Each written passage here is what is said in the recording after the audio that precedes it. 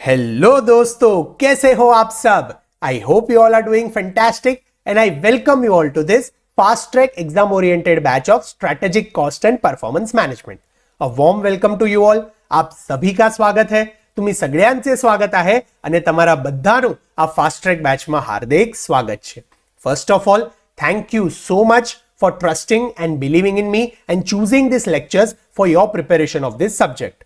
Trust me, I am going to give my 110% and I'll try my best कि ये subject की utmost conceptual clarity आपको ये lectures से मिल जाए और आप ये आने वाले अटेम्प्ट में ही चार्टर्ड अकाउंटेंट बनकर अपने आप को एज वेल एज अपने पेरेंट्स को प्राउड फील करवा सको. So before we begin with this batch, कुछ इंपॉर्टेंट इंस्ट्रक्शंस है जो हम पहले देख लेते हैं. सबसे पहला है हम अप्रोच क्या यूज करने वाले हैं. तो ये फास्ट ट्रैक बैच में we will have concept videos where we are going to cover each and every concept of this subject strategic cost and performance management. दूसरा है मॉड्यूल क्वेश्चंस. एक बार सारे कॉन्सेप्ट्स हम समझ लेते हैं from concept videos, we will solve all the questions which are given in the module. उसके बाद we are going to solve all the MCQs which are given in the module.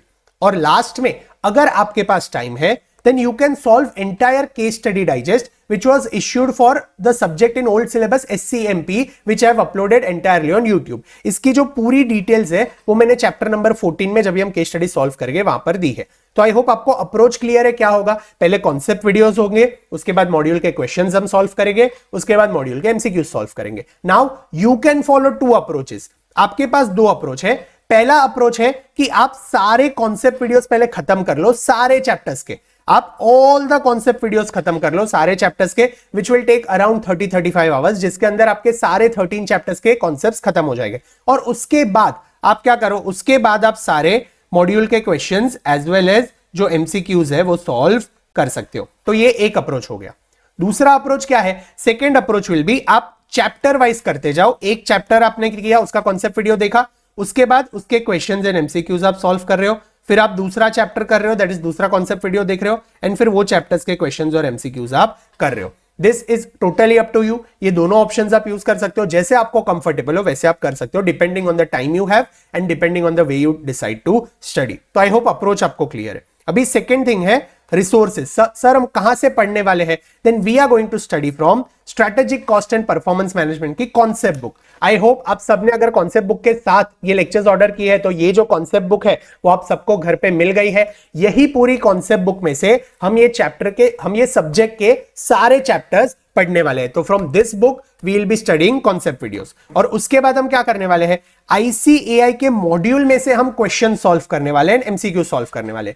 ये जो बुक है this is concept book. तो question sir कहां मिलेंगे, तो एक तो आप जो ICAI की मॉड्यूल है वहां से क्वेश्चंस कर सकते हो. मैं ये लेक्चर्स में मॉड्यूल में जैसे क्वेश्चंस है ना वैसे ही आपको करवाने वाला हूं विदाउट एनी छेड़छाड़. या फिर अगर आपको मॉड्यूल में से क्वेश्चन नहीं करने हैं then what I have done, I have compiled a PDF chapter wise for all the questions and MCQs of this subject. तो ये आपको जो गूगल ड्राइव लिंक है, जो मैं आपके ईमेल आईडी जहां आपको मिला है वहां पर ये गूगल ड्राइव लिंक आपको मिल गई है, या फिर मेरे कोई भी यूट्यूब वीडियो में अगर आप नीचे डिस्क्रिप्शन में जाते हो तो गूगल ड्राइव लिंक आपको मिलेगी. वहां पर ये सारे जो मॉड्यूल के क्वेश्चंस और एमसीक्यूज है वो अलग अलग चैप्टर वाइज PDF में है जहां से हम पढ़ने वाले हैं. तो आप वहां से PDF भी डाउनलोड कर सकते हो और अपने वहां पे फोटोकॉपी निकाल सकते हो, जेरोक्स निकाल सकते हो. या फिर आपको अगर फोटोकॉपी जेरोक्स नहीं निकालना है तो आप जो ICAI का मॉड्यूल है वही यूज करना. हम वही ऑर्डर में जो क्वेश्चंस है और एमसीक्यूज है वो सॉल्व करने वाले हैं. तो आई होप रिसोर्सेज अभी आपको क्लियर है कि हम क्या और कौन से यूज करने वाले हैं. थर्ड है टाइम लिमिट. सर कितने टाइम में ये पूरा बैच खत्म होगा, then we will try to complete this entire batch in approx 70 hours. यानी 70 आवर्स में आपके सारे क्वेश्चंस एज वेल एज सारे कॉन्सेप्ट्स खत्म हो जाएंगे. रफली it will be 35 hours for concepts and 35-40 hours for questions. This is on the higher side. Maximum will try कि 70-75 आवर्स में तो हमारे सारा ये जो पूरा बैच है वो खत्म हो जाए. अभी एक्सपेक्टेशंस क्या है, Whenever you have taken this batch, तो आपकी कुछ एक्सपेक्टेशंस है कि सर हम ये सब्जेक्ट अच्छे से पढ़ ले, हमें पेपर 6 में ये हेल्पफुल हो, एज वेल एज जो सेल्फ पेस्ड मॉड्यूल है वो भी हम अच्छे से क्लियर कर ले. तो जैसे आपकी एक्सपेक्टेशंस है वैसे मेरे भी कुछ एक्सपेक्टेशंस है. First expectation is you have to be attentive in the class and you have to repeat loudly. ये जो लेक्चर्स हो रहे these are on the virtual mode. मुझे ऐसा लग रहा है कि आप मुझे सुन रहे हो और आपको तो मैं दिख रहा हूं वीडियो में, तो आपको ऐसा ही मानना है कि मैं आपके सामने हूं और मैं आप ही को पढ़ा रहा हूं। I am just teaching you. तो आपको क्या करना है, पूरे क्लास में अटेंटिव रहना है और मैं जहां जहां लेक्चर्स में आपको बोल रहा हूं रिपीट विथ मी, वहां आपको घर पे चिल्ला के रिपीट करना है। बाजू बाजू वाले को लगना चाहिए अच्छा ये मेरा बेटा पढ़ाई कर रहा है। अगर ऐसे आप लाउडली रिपीट करते हो तो जो कॉन्सेप्ट्स है वो आपके दिमाग में स्टोर हो जाएंगे, अच्छे से याद रह जाएंगे, तो आपको वापस जब आप रिवीजन करते हो तभी वो इजी पड़ेगा। तो एक क्या है, अटेंटिव रहना है और आपको लाउडली रिपीट करना है जब जब मैं कहता हूं तभी। Next, mark important things. अगर आपको लगता है कि कोई इंपॉर्टेंट कॉन्सेप्ट से चीज है जो मुझे वापस रिवाइज करनी है, मार्क करनी है, तो ये जो कॉन्सेप्ट बुक है उसमें वो मार्किंग्स करते रहना। और जब भी हम क्वेश्चन सॉल्व करते हैं तभी भी आप क्या कर सकते हो, आईसीआई के मॉड्यूल में मार्किंग कर सकते हो या फिर अलग से आपको कोई बुक मेंटेन करनी है तो वहां पर आप मार्किंग्स वगैरह इंपॉर्टेंट जो भी नोट्स है या पॉइंटर्स आपको बनाना है वो लिख सकते हो। Next, revise after the class. ये मेरी रिक्वेस्ट है आप सबसे कि एक बार हमारा लेक्चर खत्म हो जाता है, आपने एक पर्टिकुलर चैप्टर का लेक्चर देख लिया फॉर 3 आवर्स 4 आवर्स 5 आवर्स, तो रात को जब भी आप सोने जाते हो उसके पहले एटलीस्ट 30-35-40 मिनट्स निकाल के ये जो हमने जो दिन में पढ़ा है उसे एक बार सिर्फ रिवाइज कर लेना, एक बार रीड कर लेना। जो दिन आपने पढ़ा है ना वो दिन कॉन्सेप्ट्स फ्रेश होते हैं, उसी दिन अगर आप रिवाइज कर लेते हो तो चीजें आपके दिमाग में स्टोर हो जाती है और ये एक बार स्टोर हो जाएगी ना फिर वापस जल्दी निकलेगी नहीं, तो एग्जाम में आप जब भी लिखते हो तो इजीली रिकलेक्ट कर पाओगे। Hence it is for your benefit but it is my request कि आप जब भी जो भी कॉन्सेप्ट या फिर जो भी क्वेश्चन आप सॉल्व कर रहे हो वो दिन में जितनी भी आपने पढ़ाई की है वो रात को एक बार सिर्फ रिवाइज करके फिर सोना। And last, sit with a bottle of water. अब जब भी ये लेक्चर्स देखने बैठ रहे हो तो एक पानी की बोतल अपने साथ रखना, क्योंकि हम बीच बीच में पानी पीते हैं तो हम फ्रेश फील करते हैं, एनर्जेटिक फील करते हैं और हमारा माइंड चार्ज अप हो जाता है। तो ये मेरे कुछ एक्सपेक्टेशंस है। मैं मेरा इंट्रोडक्शन दे दूं तो I am CA Manan Kalpesh Pujara. I have cleared my CA final exams in November 20 and I secured an All India rank 37 and मैं चाहता हूं कि आप सब भी इतनी अच्छी प्रिपरेशंस करो कि आप सबको भी ये आने वाले एग्जाम्स में रैंक आ जाए। I did my MCom from HR College of Commerce in Mumbai and I did my BCom from Arya Poddar College in Mumbai. अगर आप मुझे सोशल मीडिया पे फॉलो नहीं करते हो then do follow me on YouTube, LinkedIn and Telegram, क्योंकि मेजर जो updates है, जो कंटिन्यूअस मोटिवेशन है and I am going to come up with a lot of interesting things and updates in this coming months. तो इसीलिए अगर आप मुझे टेलीग्राम पे फॉलो नहीं करते हो देन जरूर मेरे टेलीग्राम चैनल को फॉलो कर लेना और आपके जितने भी फ्रेंड्स हैं उन्हें भी कहना कि can follow me on the Telegram, तो उन्हें continuous exam related updates which is related to this IBS paper 6 as well as self module उन्हें रेगुलर बेसिस पे मिलता रहेगा। And you can also follow me on Instagram and मेरा user ID जो है that is CA Manan Pujara और LinkedIn Telegram वगैरह पे मेरा जो नाम है that is Manan Pujara only. ठीक है, बाकी तो I always say keep smiling, be happy and stay motivated. हंसते रहना, खुश रहना, मुस्कुराते रहना। अगर हम खुशी से हंसते हंसते मुस्कुराते मुस्कुराते पढ़ाई करते हैं तो जरूर हम अच्छे से यही अटेम्प्ट में चार्टर्ड अकाउंटेंट बन जाएंगे, क्योंकि अगर आप खुश है तो आपके आजू बाजू की दुनिया खुश है और अगर आपके आजू बाजू की दुनिया खुश है तो आपकी जिंदगी एकदम खूबसूरत है। इसलिए keep smiling, be happy and always stay motivated so that हम यही अटेम्प्ट में चार्टर्ड अकाउंटेंट बन जाए। रिसेंटली आई रेड वन शायरी जो मैं आपको कहना चाहता हूं कि ना कोई पैसा लगता है ना कोई खर्चा लगता है, ना कोई पैसा लगता है ना कोई खर्चा लगता है, अगर आप मुस्कुरा दे तो मुझे बड़ा अच्छा लगता है, अगर आप मुस्कुरा दे तो मुझे बड़ा अच्छा लगता है। तो ये पूरे बैच में हम हंसते हंसते मुस्कुराते मुस्कुराते पढ़ाई करने वाले हैं। आपके बाकी सब्जेक्ट्स भी आप एकदम खुश होकर पढ़ाई करना, और अगर आप ये स्टडी लीव में या फिर आर्टिकलशिप टाइम जब भी आप ये वीडियोस देख रहे हो तभी खुश होकर आप पढ़ाई वगैरह करते हो तो आप जरूर यही अटेम्प्ट में क्लियर करके अपनी लाइफ ब्यूटीफुली आगे जी पाओगे। ठीक है, तो हंसते रहना, मुस्कुराते रहना। चलिए अब स्टार्ट करते हैं ये सब्जेक्ट। ये बुक में मैंने एक ऑथर्स नोट दिया है जहां पर मैंने आपके लिए कुछ एक मैसेज दिया है तो वो आप रीड कर सकते हो, जहां पर मैंने सिर्फ एक दो चीज कही है जो हम यहां पर रीड कर लेते हैं। हमारे जो विंस्टन चर्चिल भाई उन्होंने कहा है कि attitude is a little thing that makes a big difference. हम जब ये सब्जेक्ट की पढ़ाई करते हैं तो सबसे जरूरी है हमारा attitude. We have to start with a positive attitude, तब जाके एक बहुत बड़ा डिफरेंस क्रिएट कर सकता है। So cherish the power within your heart, let positive attitude be your start. Cherish the power within your heart. Let positive attitude be your start. In every step, in every instance, it's the little things that makes the difference. छोटी छोटी चीजें अगर हम life में करते हैं तो ये बहुत बड़ा डिफरेंस कर सकता है। जैसे रोज रिवाइज करना, अपने आप को सेल्फ डाउट ना करना, अपने पर विश्वास रखना, भगवान को प्रेयर करना, एक्टिवली फ्रेश माइंड से क्लास में बैठना, ये छोटी छोटी चीजें अगर आप करते हो तो ये आपके रिजल्ट में काफी बड़ा डिफरेंस ला सकती है। सो ऑन दैट नोट हम ये सब्जेक्ट को स्टार्ट करते हैं। Let's begin with this beautiful subject जिसका नाम है strategic cost and performance management. This is a subject for self paced online module, यानी एमसीक्यूज में ये सब्जेक्ट आने वाला है आपको, एज वेल एज इसके कुछ टॉपिक्स एंड कॉन्सेप्ट्स आपको पेपर 6 दैट इज आईबीएस में भी टेस्ट होने वाले हैं। Hence this subject is a win win for both, self paced module में भी काम आने वाला है और आईबीएस में भी काम आने वाला है। तो हम एक एक करके सारे चैप्टर्स के कॉन्सेप्ट्स अच्छे से समझते हैं। चलो लेट्स बिगिन। जो सबसे पहला चैप्टर है उसका नाम है introduction to strategic cost management. सबसे पहला चैप्टर है उसका नाम क्या है? Introduction to strategic cost management. अभी ये चैप्टर को हम इन डेप्थ समझे उसके पहले ये चैप्टर का मेनू कार्ड देख लेते, यानी इंडेक्स देख लेते। तो let us read what are the topics that we are going to cover in this chapter. सबसे पहले हम देखने वाले traditional cost management and its limitation, यानी पहले के जमाने में जब स्ट्रेटेजिक कॉस्ट मैनेजमेंट नहीं होता था तभी ट्रेडिशनली कॉस्ट मैनेज होता था, तो उसके क्या लिमिटेशंस है वो हम यहां पर पढ़ेंगे। दूसरा traditional cost management versus strategic cost management का डिस्टिंग्विश है वो हम देखेंगे। Then there are some underneath pillars of strategic cost management, यानी अगर हमें स्ट्रेटेजिक कॉस्ट मैनेजमेंट करना है तो कौन से पिलर्स के बेसिस पे करना है। तो देयर आर 3 पिलर्स, एक है कॉस्ट ड्राइवर एनालिसिस, दूसरा है स्ट्रेटेजिक पोजिशनिंग एनालिसिस एंड तीसरा है वैल्यू चेन एनालिसिस। ये तीनों पिलर्स को हम समझेंगे। Then there is a model called as value shop model. जैसे वैल्यू चेन एनालिसिस है वो मैन्युफैक्चरिंग रिटेल इंडस्ट्री के है, वैसे ही जो वैल्यू शॉप मॉडल है that is for service industry. ये हम आगे देखेंगे तो आपको अच्छे से समझ में आ जाएगा। उसके बाद हम देखने वाले स्ट्रेटेजिक कॉस्ट मैनेजमेंट अगर ऑर्गेनाइजेशनल कंटेक्स्ट में अप्लाई करना हो तो कैसे करेंगे। तो उसमें 2 चीज हम एनालाइज करने वाले हैं। एक है कोर कंपिटेंसी एनालिसिस जिसके अंदर हम देखने वाले differentiation strategy, internal cost analysis, internal differentiation analysis, vertical linkage analysis. And दूसरा हम कुछ बिजनेस मॉडल कैनवास समझने वाले हैं कि अगर हमें बिजनेस करना हो तो हम बिजनेस मॉडल कैसे बना सकते हैं, हम कॉस्ट को स्ट्रेटेजिकली कैसे मैनेज कर सकते हैं। तो यहां पर 2 टाइप के मॉडल्स है, एक है ऑस्ट्रेलवर्ल्ड्स बिजनेस मॉडल कैनवास एंड दूसरा है वैल्यू प्रपोजिशन कैनवास। तो ये दोनों टॉपिक्स भी हम यहां पर देखने वाले हैं। उसके बाद आता है एक्सटर्नल एनवायरमेंट। हमने ऑर्गेनाइजेशनल कंटेक्स्ट में इंटरनल एनवायरमेंट को एनालाइज किया, अभी हमें एक्सटर्नल एनवायरमेंट को एनालाइज करना है कि क्या ये इंडस्ट्री में हमें बिजनेस करना चाहिए, क्या ये मार्केट में हमें एंटर करना चाहिए, हमारे कंपटीटर्स क्या कर रहे हैं, ताकि हमें पता चले कि हमें हमारा बिजनेस कैसे करना चाहिए। तो ये एक्सटर्नल एनवायरमेंट को जो एनालाइज करना है उसमें कौन से टॉपिक्स हम देखने वाले। तो we are going to see industry profitability, industry structure that is Porter's 5 force analysis. दूसरा हम देखने वाले what is market segmentation and what is market segmentation analysis. फिर हम देखेंगे बेसिस ऑफ कंपटीशन, इंडस्ट्री की सक्सेस फैक्टर एंड लास्ट में हम देखने वाले कोर कंपिटेंसी एनालिसिस। फिर एक टॉपिक आता है information technology the strategic context, यानी आज के जमाने में इंफॉर्मेशन के बिना कोई बिजनेस चल ही नहीं सकता because data is the new oil. तो यहां पर इंफॉर्मेशन टेक्नोलॉजी का यूज करके हम स्ट्रेटेजिकली कॉस्ट कैसे मैनेज करेंगे वो हम यहां पर देखने वाले। इसके अंदर भी 2 टॉपिक है, एक है ITIS that is information technology and information system and Porter's 5 forces as well as information technology, information system and value chain analysis. ये दोनों को हम लिंक करने वाले।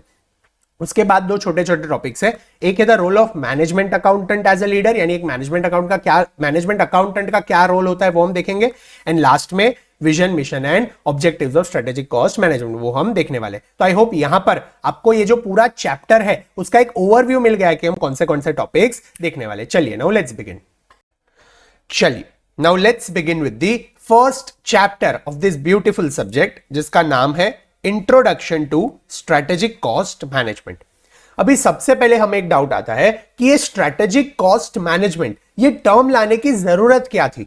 क्या पहले बिजनेसेस नहीं होते थे, और अगर बिजनेसेस होते थे तो क्या कॉस्ट मैनेजमेंट नहीं होता था?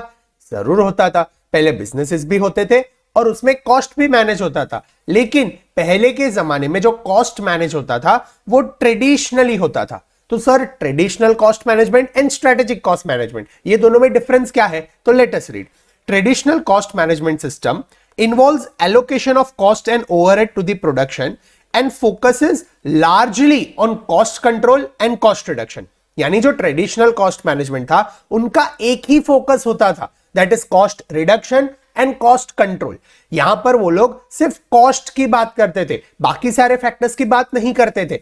Let's take an example. हमने इंटर में वेरिएंस एनालिसिस पढ़ा है, तो पहले के जमाने में क्या होता था, एक बजट प्रिपेयर होता था कि हमें एक प्रोडक्ट सेल करना है। समझो हम पेन का बिजनेस करते, तो हमें ये पेन बनाना है, पेन का रॉ मटेरियल का खर्चा, वेरिएबल कॉस्ट सारा गिन के, लेबर कॉस्ट वगैरह गिन के 5 रुपीज आता है, उसमें 3 रुपीज का फिक्स्ड कॉस्ट होता है, यानी टोटल कॉस्ट ये पेन बनाने का 8 रुपीज है। हमने बजट में डिसाइड किया कि हम 10 रुपीज में ये पेन सेल करेंगे ताकि 2 रुपीज का हमें प्रॉफिट हो। This is our budgeted figures. अभी एक्चुअल जब भी हमने बिजनेस किया, मार्केट में जब भी हम सेल करने गए, तभी ये पेन बनाने का खर्चा हमें 8 रुपीज की जगह 9 रुपीज हो गया।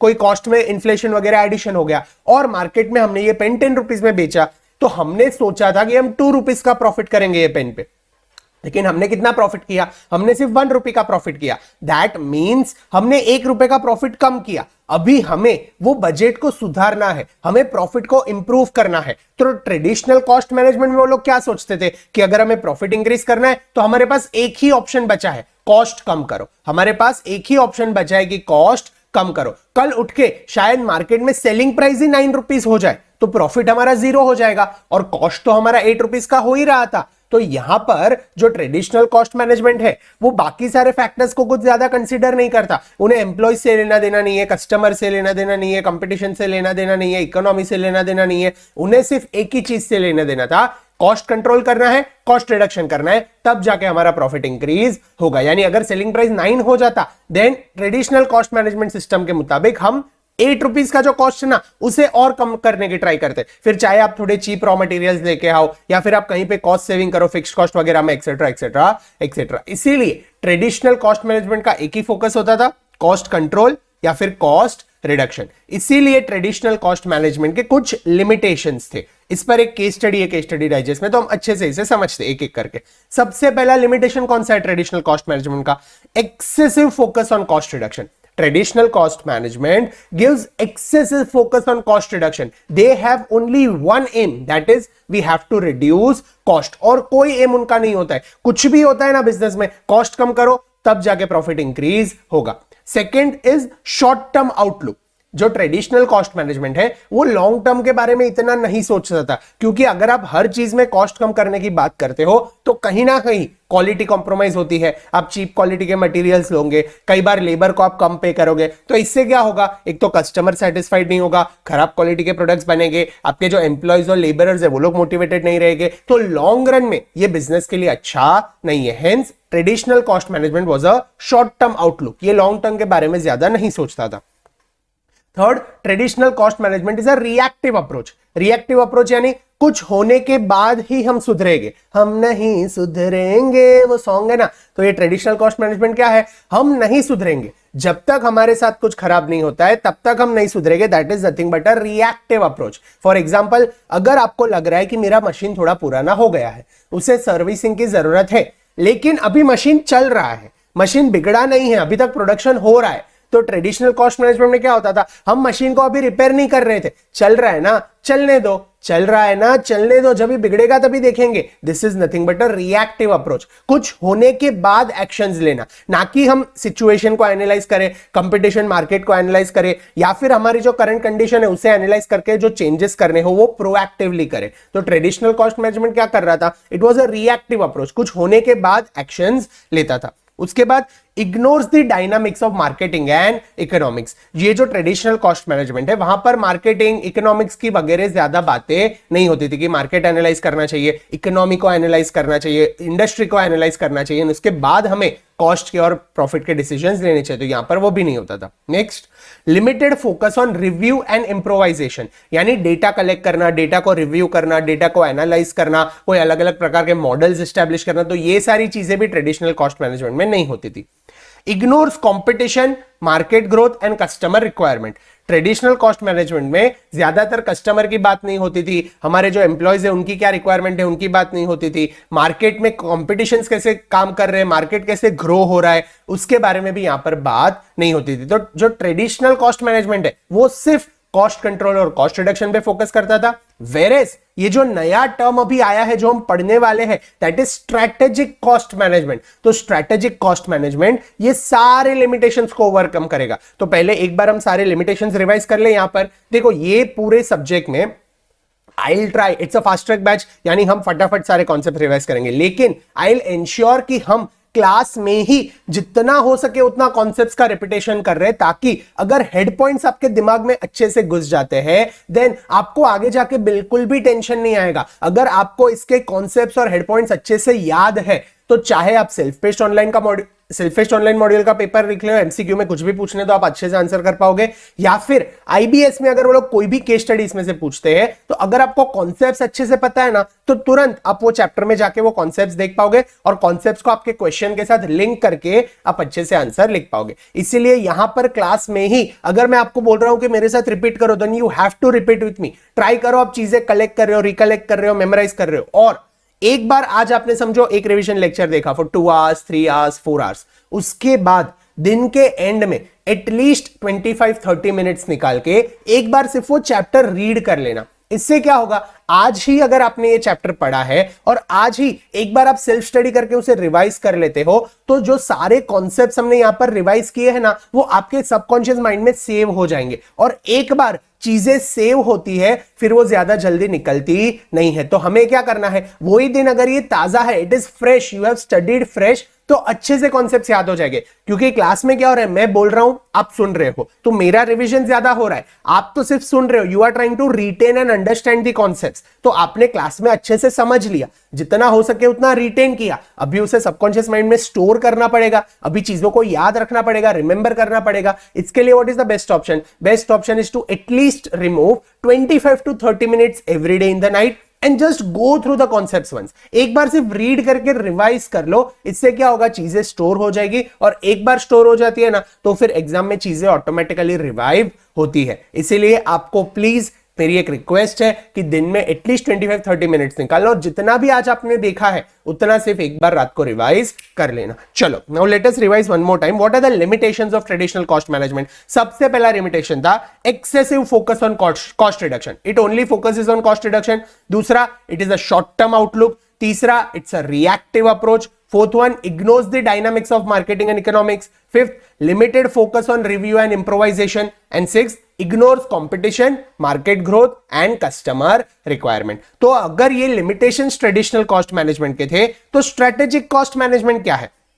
उसके पहले हम देख लेते हैं what is strategy. A strategy is a set of activity or actions taken by the managers of a company to increase company's performance। Company का परफॉर्मेंस अगर इंप्रूव करना हो तो जो सेट ऑफ एक्टिविटीज या एक्शंस मैनेजमेंट लेती है उसे हम कहते हैं strategy. Then what is strategic cost management? Strategic cost management is application of cost management techniques so that they improve the strategic position of the business as well as control cost। देखो, अगर आप business कर रहे हो और costing का chapter हम पढ़ रहे हैं तो ऑब्वियसली कॉस्ट कम करने की बात तो आने ही वाली है, लेकिन कॉस्ट कम करने के साथ साथ हमें स्ट्रेटेजीज को ऐसे अप्लाई करना है कि we could also improve strategic position of our business in the market. Hence what is strategic cost management? Strategic cost management is nothing but application of cost management techniques. हम यहां पर अलग अलग टेक्निक्स देखने वाले हैं, cost management techniques, frameworks, models, जो हमें कॉस्ट रिडक्शन में भी हेल्प करेंगे और साथ में जो मार्केट है, जो इंडस्ट्री है, जो कंपटीशन है, उसमें एक अच्छा स्ट्रेटेजिक पोजीशन बिल्ड करने में भी हेल्प करेंगे। नेक्स्ट,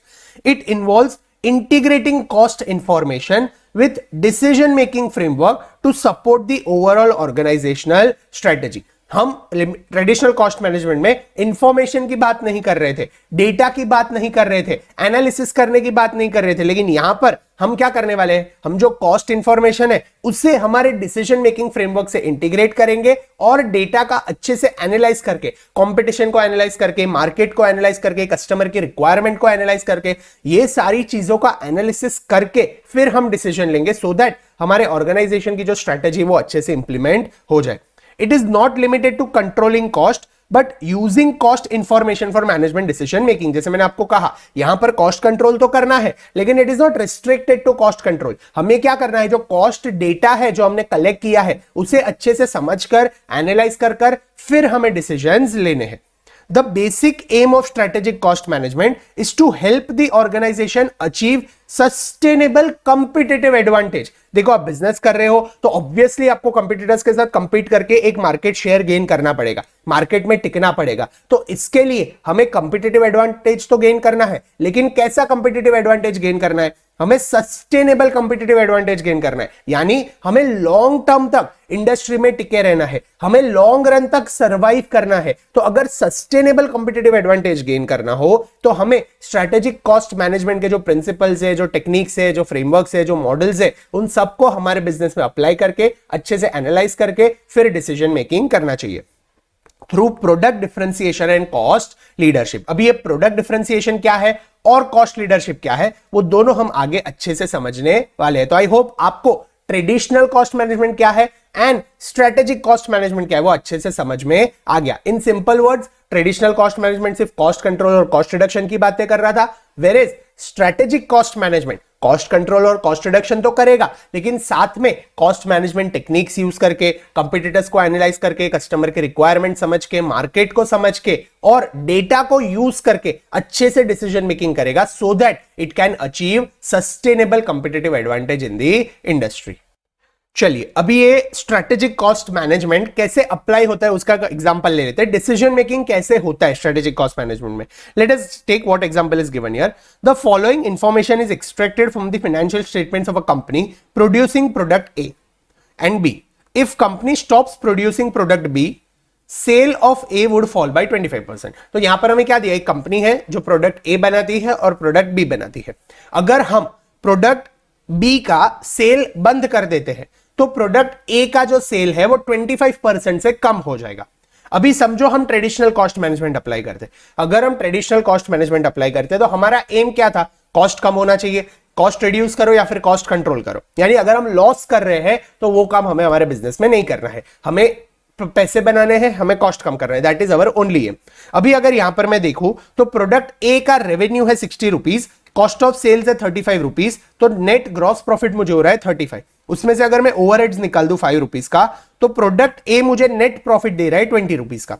वैसे ही प्रोडक्ट बी, उसका जो रेवेन्यू है वो 35 रुपीज है, उसमें से मैं कॉस्ट ऑफ सेल्स निकाल दूं 25 रुपीज तो मुझे ग्रॉस प्रॉफिट मिलता है 10 रुपीज, उसमें से मैं ओवरहेड्स निकाल दूं 12 रुपीज का तो मुझे नेट प्रॉफिट मिल रहा है -2।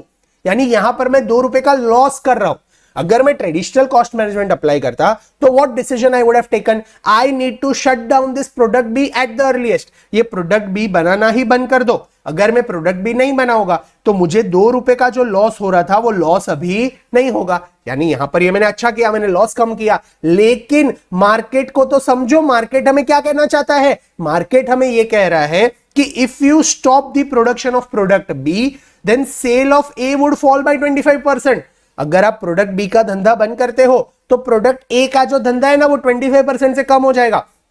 यूजुअली कोई भी कंपनी एक से ज्यादा प्रोडक्ट सेल करती है ना तो उनके अलग अलग प्रोडक्ट्स का जो सेल होता है that is very much dependent on the other products. जैसे एप्पल है, अगर एप्पल के फोन्स ही सेल नहीं होंगे तो ऑब्वियसली उनके जो एयरपॉड्स है या फिर जो स्मार्ट वॉचेस है, आईपैड्स है, वो कैसे सेल होगी। हेंस एक प्रोडक्ट का सेल उनका अच्छा है तब जाके दूसरे प्रोडक्ट्स का सेल अच्छे से होता है। तो अगर हम किसी एक प्रोडक्ट को शट डाउन करते हैं तो उसका इंपैक्ट दूसरे प्रोडक्ट्स पर भी आता है। तो यहां पर हमें वही दिया है कि अगर कंपनी प्रोडक्ट बी का जो सेल्स है वो स्टॉप कर देगी तो प्रोडक्ट ए का जो सेल्स है वो 25% से कम हो जाएगा। अगर प्रोडक्ट ए का सेल्स 25% से कम हो जाएगा देन ऑब्वियसली जो प्रोडक्ट ए है उसका प्रॉफिट भी 25% से कम हो जाएगा। तो यहां पर हम 20 रुपीज का जो प्रॉफिट कर रहे थे उसकी जगह अभी हमें कितना होगा, 20 rupees minus 25% which comes to ₹15। तो यहां पर अगर हम ये 2 रुपए बचाने के चक्कर में बी का धंधा बंद करते हैं तो हम सीधा 20 से 15 पर आ जाते हैं। यानी यहां पर हम 5 रुपीज का लॉस कर देंगे।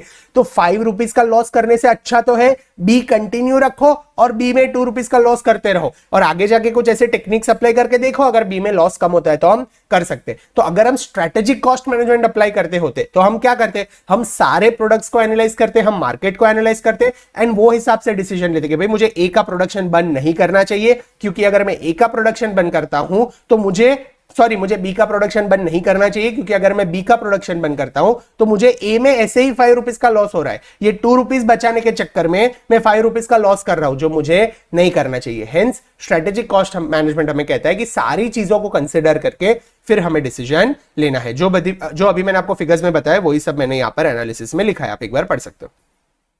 उसके बाद हमें क्या दिया है, basis of difference between traditional cost management and strategic cost management. ये दोनों में डिफरेंसेस क्या है तो एक एक करके हम पढ़ लेते हैं। एलोकेशन ऑफ कॉस्ट कैसे होता है, तो traditional cost management based on volume कि भाई 1 यूनिट बनाया तो उसको इतना कॉस्ट दे दो, 2 यूनिट इतना कॉस्ट दे दो, मटेरियल लेबर, फिर जो फिक्स्ड ओवरहेड है उसे अपॉर्शन कर दो। हमने सीए इंटर में आपने पढ़ा है अपॉर्शन कॉस्टिंग, वहां पर हम क्या करते हैं, हम जो फिक्स्ड कॉस्ट है उसे यूनिट्स में अपॉर्शन कर देते हैं। तो यहां पर वॉल्यूम के बेसिस पे कॉस्ट एलोकेट होता है। वर्सेस स्ट्रेटेजिक कॉस्ट मैनेजमेंट में हम कॉस्ट ड्राइवर्स का यूज करके, एक्टिविटी बेस्ड कॉस्टिंग को यूज करके हम जो कॉस्ट है उसे एलोकेट करते हैं। ये एक्टिविटी बेस्ड कॉस्टिंग क्या है वो भी हम आगे अच्छे से इन डेप्थ पढ़ने वाले हैं। कॉस्ट ड्राइवर्स क्या है वो भी हम देखेंगे। उसके बाद नेचर कैसा है, तो ट्रेडिशनल कॉस्टिंग का नेचर है रिएक्टिव अप्रोच। जैसे मैंने आपको कहा कुछ होने के बाद हम सुधरेंगे, लेकिन जो स्ट्रेटेजिक कॉस्ट मैनेजमेंट है उनका नेचर कैसा है, प्रोएक्टिव अप्रोच है एंड डायनामिक अप्रोच है। अगर आपको कुछ लग रहा है कि नहीं कुछ गलत हो सकता है तो तुरंत ही उस पर एक्शंस लिए जाते हैं। उसके बाद ऑब्जेक्टिव क्या है, जो ट्रेडिशनल कॉस्ट मैनेजमेंट है उनका मेन ऑब्जेक्टिव है cost control and cost reduction, where strategic cost management है उनका ऑब्जेक्टिव क्या है, उनका ऑब्जेक्टिव है product differentiation apart from cost containment. अब ये प्रोडक्ट डिफरेंशिएशन क्या है, कॉस्ट लीडरशिप क्या है वो हम आगे देखने वाले हैं, इसलिए टेंशन मत लेना।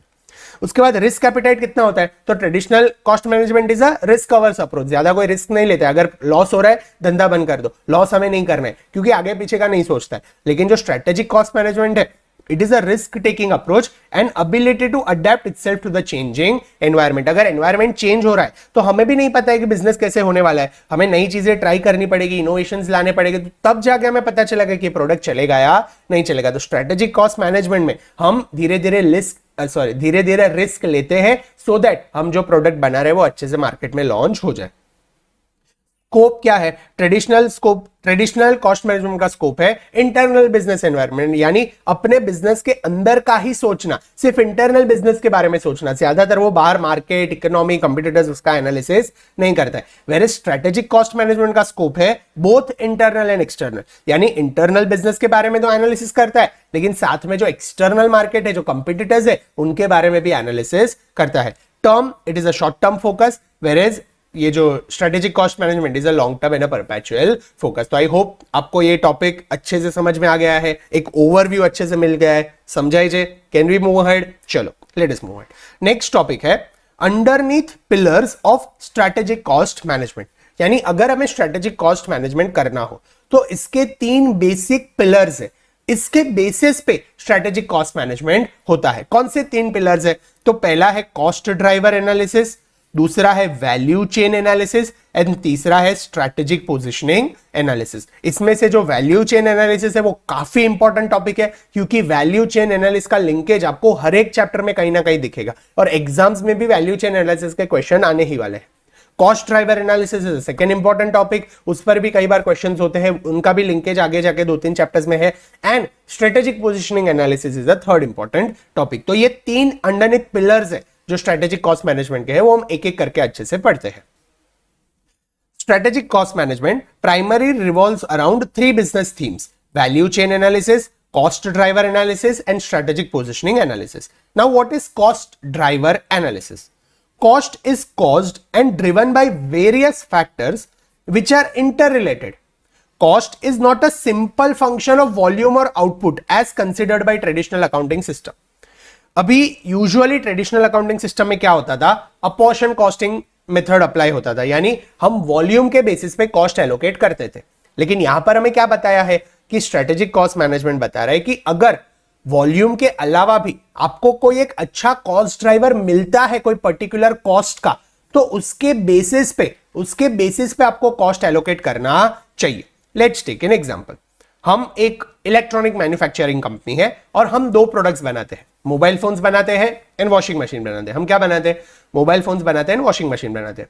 अभी हम मैन्युफैक्चरर है, हम रोज हमारे वहां से प्रोडक्ट्स रिटेलर और होलसेलर को भेजते हैं। सुबह हमारा मोबाइल फोन का टेम्पो निकलता है मोबाइल फोन्स लेके, और जो सुबह जो टेम्पो निकलता है, यहां पर ये रहा टेम्पो, और ये जो टेम्पो सुबह निकलता है, ये टेम्पो कितने मोबाइल फोन्स लेकर जाता है, ये टेम्पो लेके जाता है 500 मोबाइल फोन्स। कितने मोबाइल फोन लेके जाता है, 500 मोबाइल फोन्स।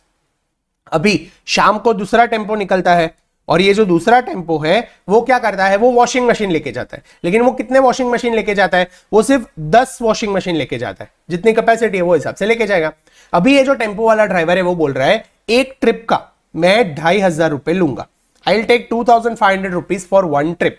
तो हमारा जो डिलीवरी कॉस्ट है, ट्रांसपोर्टेशन कॉस्ट है, वो दिन का कितना होगा, every day our transportation cost will be 2500 rupees for this delivery and 2500 rupees for this delivery। यानी टोटल हमने 2 डिलीवरीज किए तो हमारा कॉस्ट कितना हुआ, हमारा total cost will be 5000 rupees. कितना कॉस्ट हुआ, transportation cost will be 5000 rupees. अभी अगर हम ट्रेडिशनल कॉस्ट मैनेजमेंट फॉलो करते तो हम क्या करते, हम 500 यूनिट्स यहां पर दे रहे हैं मोबाइल्स के और 10 यूनिट्स यहां पर दे रहे हैं वॉशिंग मशीन के। तो ये जो 5000 रुपीज है उसे 500 प्लस 10 यानी 510 5K डिवाइडेड बाय 510 करके पर यूनिट जितना ट्रांसपोर्टेशन कॉस्ट आता है वो बेसिस पे एलोकेट कर दो।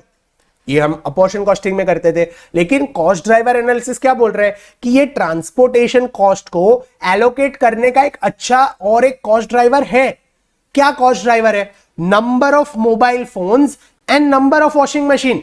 एक टेम्पो में 500 मोबाइल फोन जा रहे हैं, यानी ये जो पहला 2500 इनकर हो रहा है, ideally that should B divided among 500 mobile phones, यानी कॉस्ट पर यूनिट कम हो जाएगा। और बाकी का जो 2500 आप इनकर कर रहे हो in second delivery, that should B divided only among 10 mobile phones. Hence number of products या फिर नंबर ऑफ यूनिट्स के हिसाब से आप यहां पर ये जो प्रोडक्ट है उसे व्हाट वी कॉल ये जो कॉस्ट है उसे एलोकेट कर सकते हो। हेंस कॉस्ट ड्राइवर एनालिसिस क्या बोल रहा है, अगर वॉल्यूम के अलावा आपको कोई और अच्छा कॉस्ट ड्राइवर मिलता है तो वो हिसाब से कॉस्ट एलोकेट करो।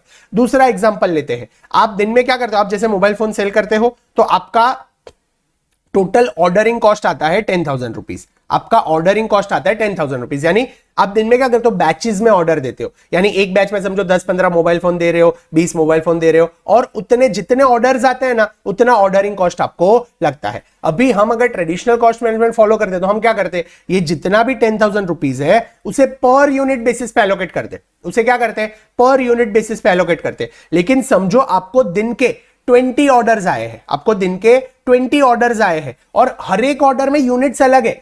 किसी एक ऑर्डर में एक ही मोबाइल फोन किसी ने मंगाया है, किसी एक ऑर्डर में किसी ने बल्क मंगाया है तो उसने 100 मोबाइल फोन्स मंगा लिए हैं। तो अगर सोचो किसी ने एक मोबाइल फोन एक ऑर्डर में प्लेस किया है और दूसरे बंदे ने 100 मोबाइल फोन्स बुलाए हैं एक ऑर्डर में, तो ये जो ऑर्डरिंग कॉस्ट है वो ज्यादा हमें किसे चार्ज करना चाहिए, जिसने एक यूनिट मंगाया है उसने, जिसने 100 यूनिट साथ में मंगाया है। तो हमारा तो एक ही टाइम के ऑर्डरिंग कॉस्ट में 100 यूनिट्स चले गए, वर्सेस जिसने एक यूनिट ऑर्डर किया था उसे एक टाइम सप्लाई करने के लिए हमें पूरा ऑर्डरिंग कॉस्ट इनकर करना पड़ेगा। हेंस जब भी ऑर्डरिंग कॉस्ट की बात आती है, then rather than dividing it by number of units, ideally you should divide it by number of orders.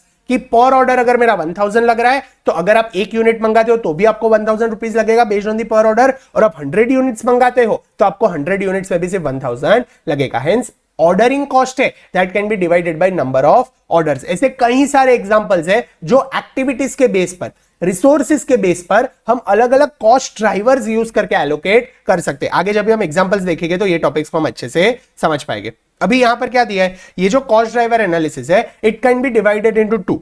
एक है रिसोर्स ड्राइवर्स और एक है activity drivers. Now what are resource drivers? It is concerned with contribution of a specific quantum of resources which caused cost, यानी अगर resources के लिए आप पे कर रहे हो और उसमें फिर आपको कॉस्ट एलोकेट करना है, then that is nothing but a resource driver. Example, electricity cost to produce products. तो यहां पर जो इलेक्ट्रिसिटी है दैट इज अ रिसोर्स, तो हम रिसोर्स के लिए एलोकेशन करते हैं। And number of machine hours spent, तो machine hour is also a resource. तो ये क्या हो गया, अगर आप रिसोर्स के लिए पे कर रहे हो तो that is nothing but a resource driver.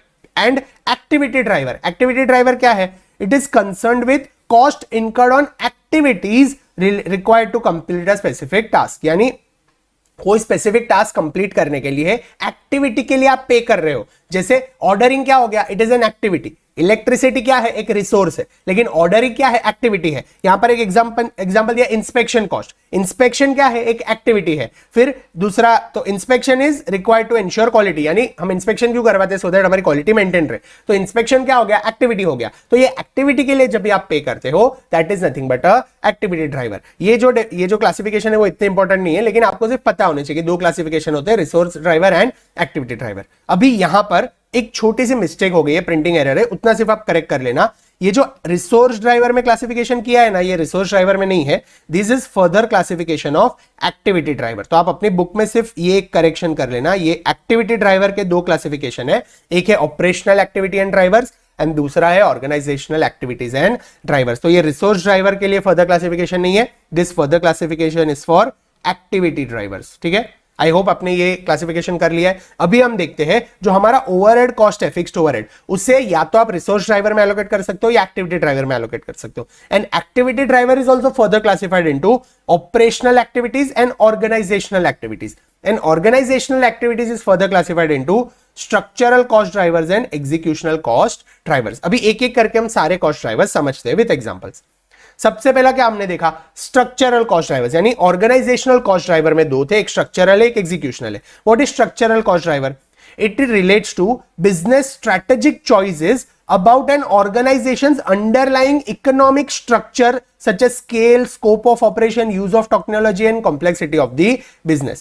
It is not necessary that more is better. यानी structural cost driver में ये ज्यादा हो तो better है ऐसा जरूरी नहीं है। structural cost driver क्या है? ऐसे cost drivers, ऐसे cost जो आपके organization के structure, scale and scope को affect करते हैं, यानी आपके जो organizational infrastructure है उनको अफेक्ट कर रहे हैं, तो उसे हम कहते हैं स्ट्रक्चरल कॉस्ट ड्राइवर। सर इसके कुछ एग्जांपल्स दो। समझो हमने प्लांट्स का कंस्ट्रक्शन किया या फिर प्लांट हमने कंस्ट्रक्शन करने के लिए हमने प्लांट्स को प्लांट किया। समझो हमें यहां पर फैक्ट्री बनानी थी, वहां पर कोई ट्रीज थे, तो वो ट्रीज को निकाल के हमने कहीं और लगा दे, तो ये ट्रीज हो गया। और दूसरा यहां पर जो प्लांट की बात की गई है दैट इज फैक्ट्री की बात की गई है, कि अगर आपने बड़ा प्लांट कंस्ट्रक्ट किया, कोई फैक्ट्री कंस्ट्रक्ट की है, तो यहां पर जो स्ट्रक्चरल कॉस्ट ड्राइवर्स हो गए वो क्या हो गए?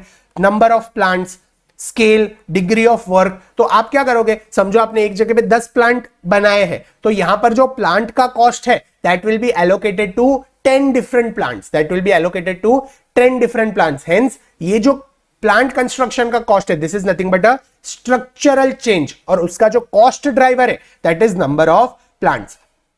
तो ये हो गए स्ट्रक्चरल एक्टिविटीज, एंड वो एक्टिविटीज का कॉस्ट अगर आपको एलोकेट करना हो then it has to be allocated based on these cost drivers. I hope आपको लॉजिकली बेसिक समझ में आ गया। कॉस्ट ड्राइवर क्या है? कुछ एक्टिविटी आप करते हो, वो एक्टिविटी का कोई लॉजिकल बेस आपको मिलता है टू एलोकेट द कॉस्ट। जैसे ऑर्डरिंग करना इज एन एक्टिविटी, तो वो ऑर्डरिंग का एक बेस आपको मिल रहा है, नंबर ऑफ ऑर्डर्स।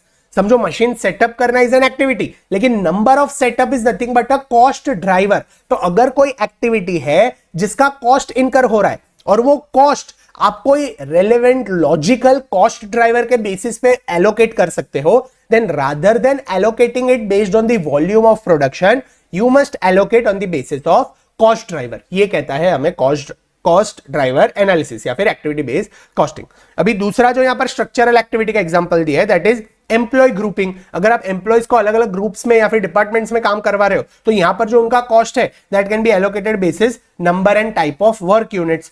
फिर तीसरा है कॉम्प्लेक्सिटी। अगर आपका बिजनेस में कोई कॉम्प्लेक्स स्ट्रक्चर्स बने हुए हैं तो उसको आप कैसे एलोकेट करोगे उसके कॉस्ट को? Number of product lines, number of unique processes, number of unique parts, degree of complexity etcetera. और अगर कोई प्रोसेस सिलेक्ट आपने किया है, प्रोसेस का कोई सिलेक्शन करके यूज कर रहे हो, देन इट उनका कॉस्ट जो है that can be allocated basis types of processes या फिर एक्सपीरियंस ऑफ यूसेज। अभी दूसरा यहां पर दिया है executional cost driver. What is executional cost driver?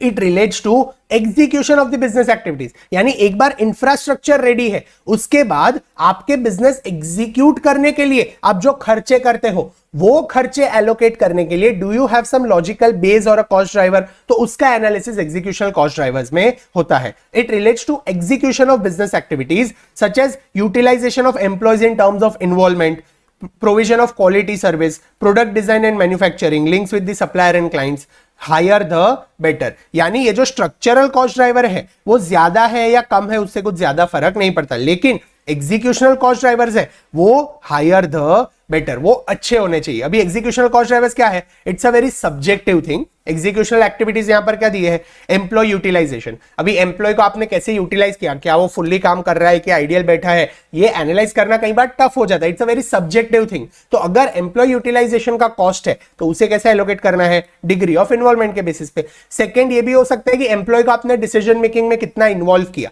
तो यहां पर अगर आपको एम्प्लॉयज को ट्रेनिंग देनी है, उनको प्रॉपरली ट्रेन करके उनको सिखा के फिर उनको डिसीजन मेकिंग में इन्वॉल्व करना है, तो ट्रेनिंग वगैरह का जो खर्चा होता है वो कितना आपने कौन से डिपार्टमेंट में इनकर किया, that can be allocated based on the degree of involvement, that is number of trainings given. तो ये सब्जेक्टिव थिंग्स है एग्जीक्यूशनल कॉस्ट ड्राइवर्स। तो एग्जीक्यूशनल एक्टिविटीज दी है और उनके कुछ कॉस्ट ड्राइवर्स दिए हैं।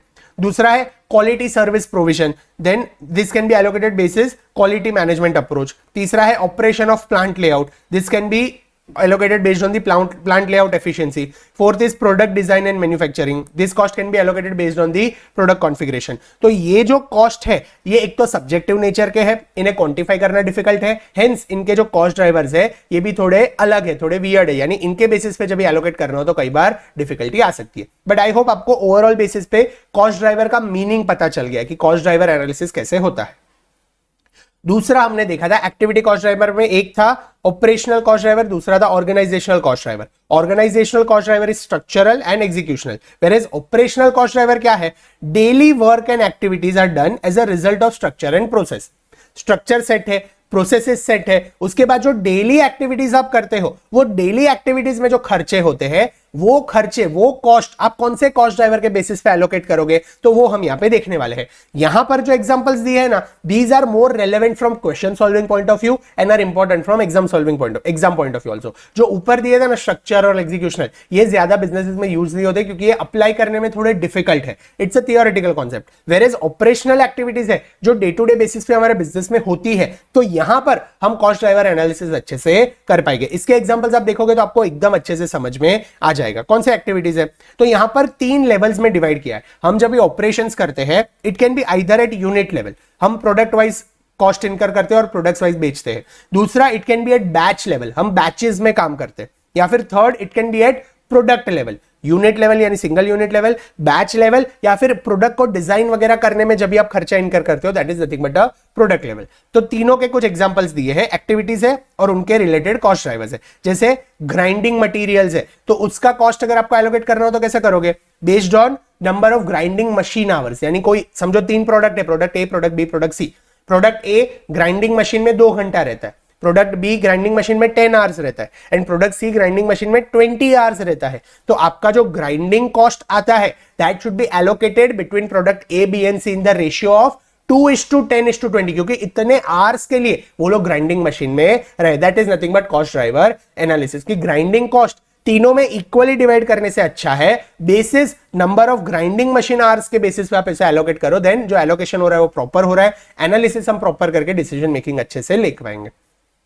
उसके बाद component assembly, this can be allocated basis number of labour assembly hours. फिर ड्रिलिंग होल्स, अगर ड्रिलिंग का काम चल रहा है तो based on drilling machine hours. फिर मटेरियल यूज हो रहा है तो this can be allocated based on the material weight. समझो प्रोडक्ट ए, बी, सी है, ए 5 kg मटेरियल यूज कर रहा है, B 2 kg of material use कर रहा है एंड सी सिर्फ 1 kg ऑफ मटेरियल यूज कर रहा है. तो आपका जो टोटल रॉ मटेरियल कॉस्ट है that should be allocated in the ratio 5:2:1 and not equally among all 3. क्यों? क्योंकि उतना kg ऑफ मटेरियल ये तीनों प्रोडक्ट्स यूज कर रहे हैं. उसके बाद अगर बैच लेवल एक्टिविटीज देखनी हो तो कौन सी है, इक्विपमेंट सेटअप है. तो समझो एक प्रोडक्ट के लिए आप 3 बार मशीन सेट करते हो दिन में, दूसरे प्रोडक्ट के लिए एक ही बार सेट करते हो और तीसरे प्रोडक्ट के लिए तो 4-5 दिन में एक बार मशीन सेट करना होता है. तो जो आपका सेटअप कॉस्ट इनकर हो रहा है that should be allocated basis number of setup. कोई मशीन ज्यादा सेटअप्स करवा रहा है तो उसको उतना सेटअप कॉस्ट ज्यादा एलोकेट होना चाहिए. This is nothing but cost driver analysis.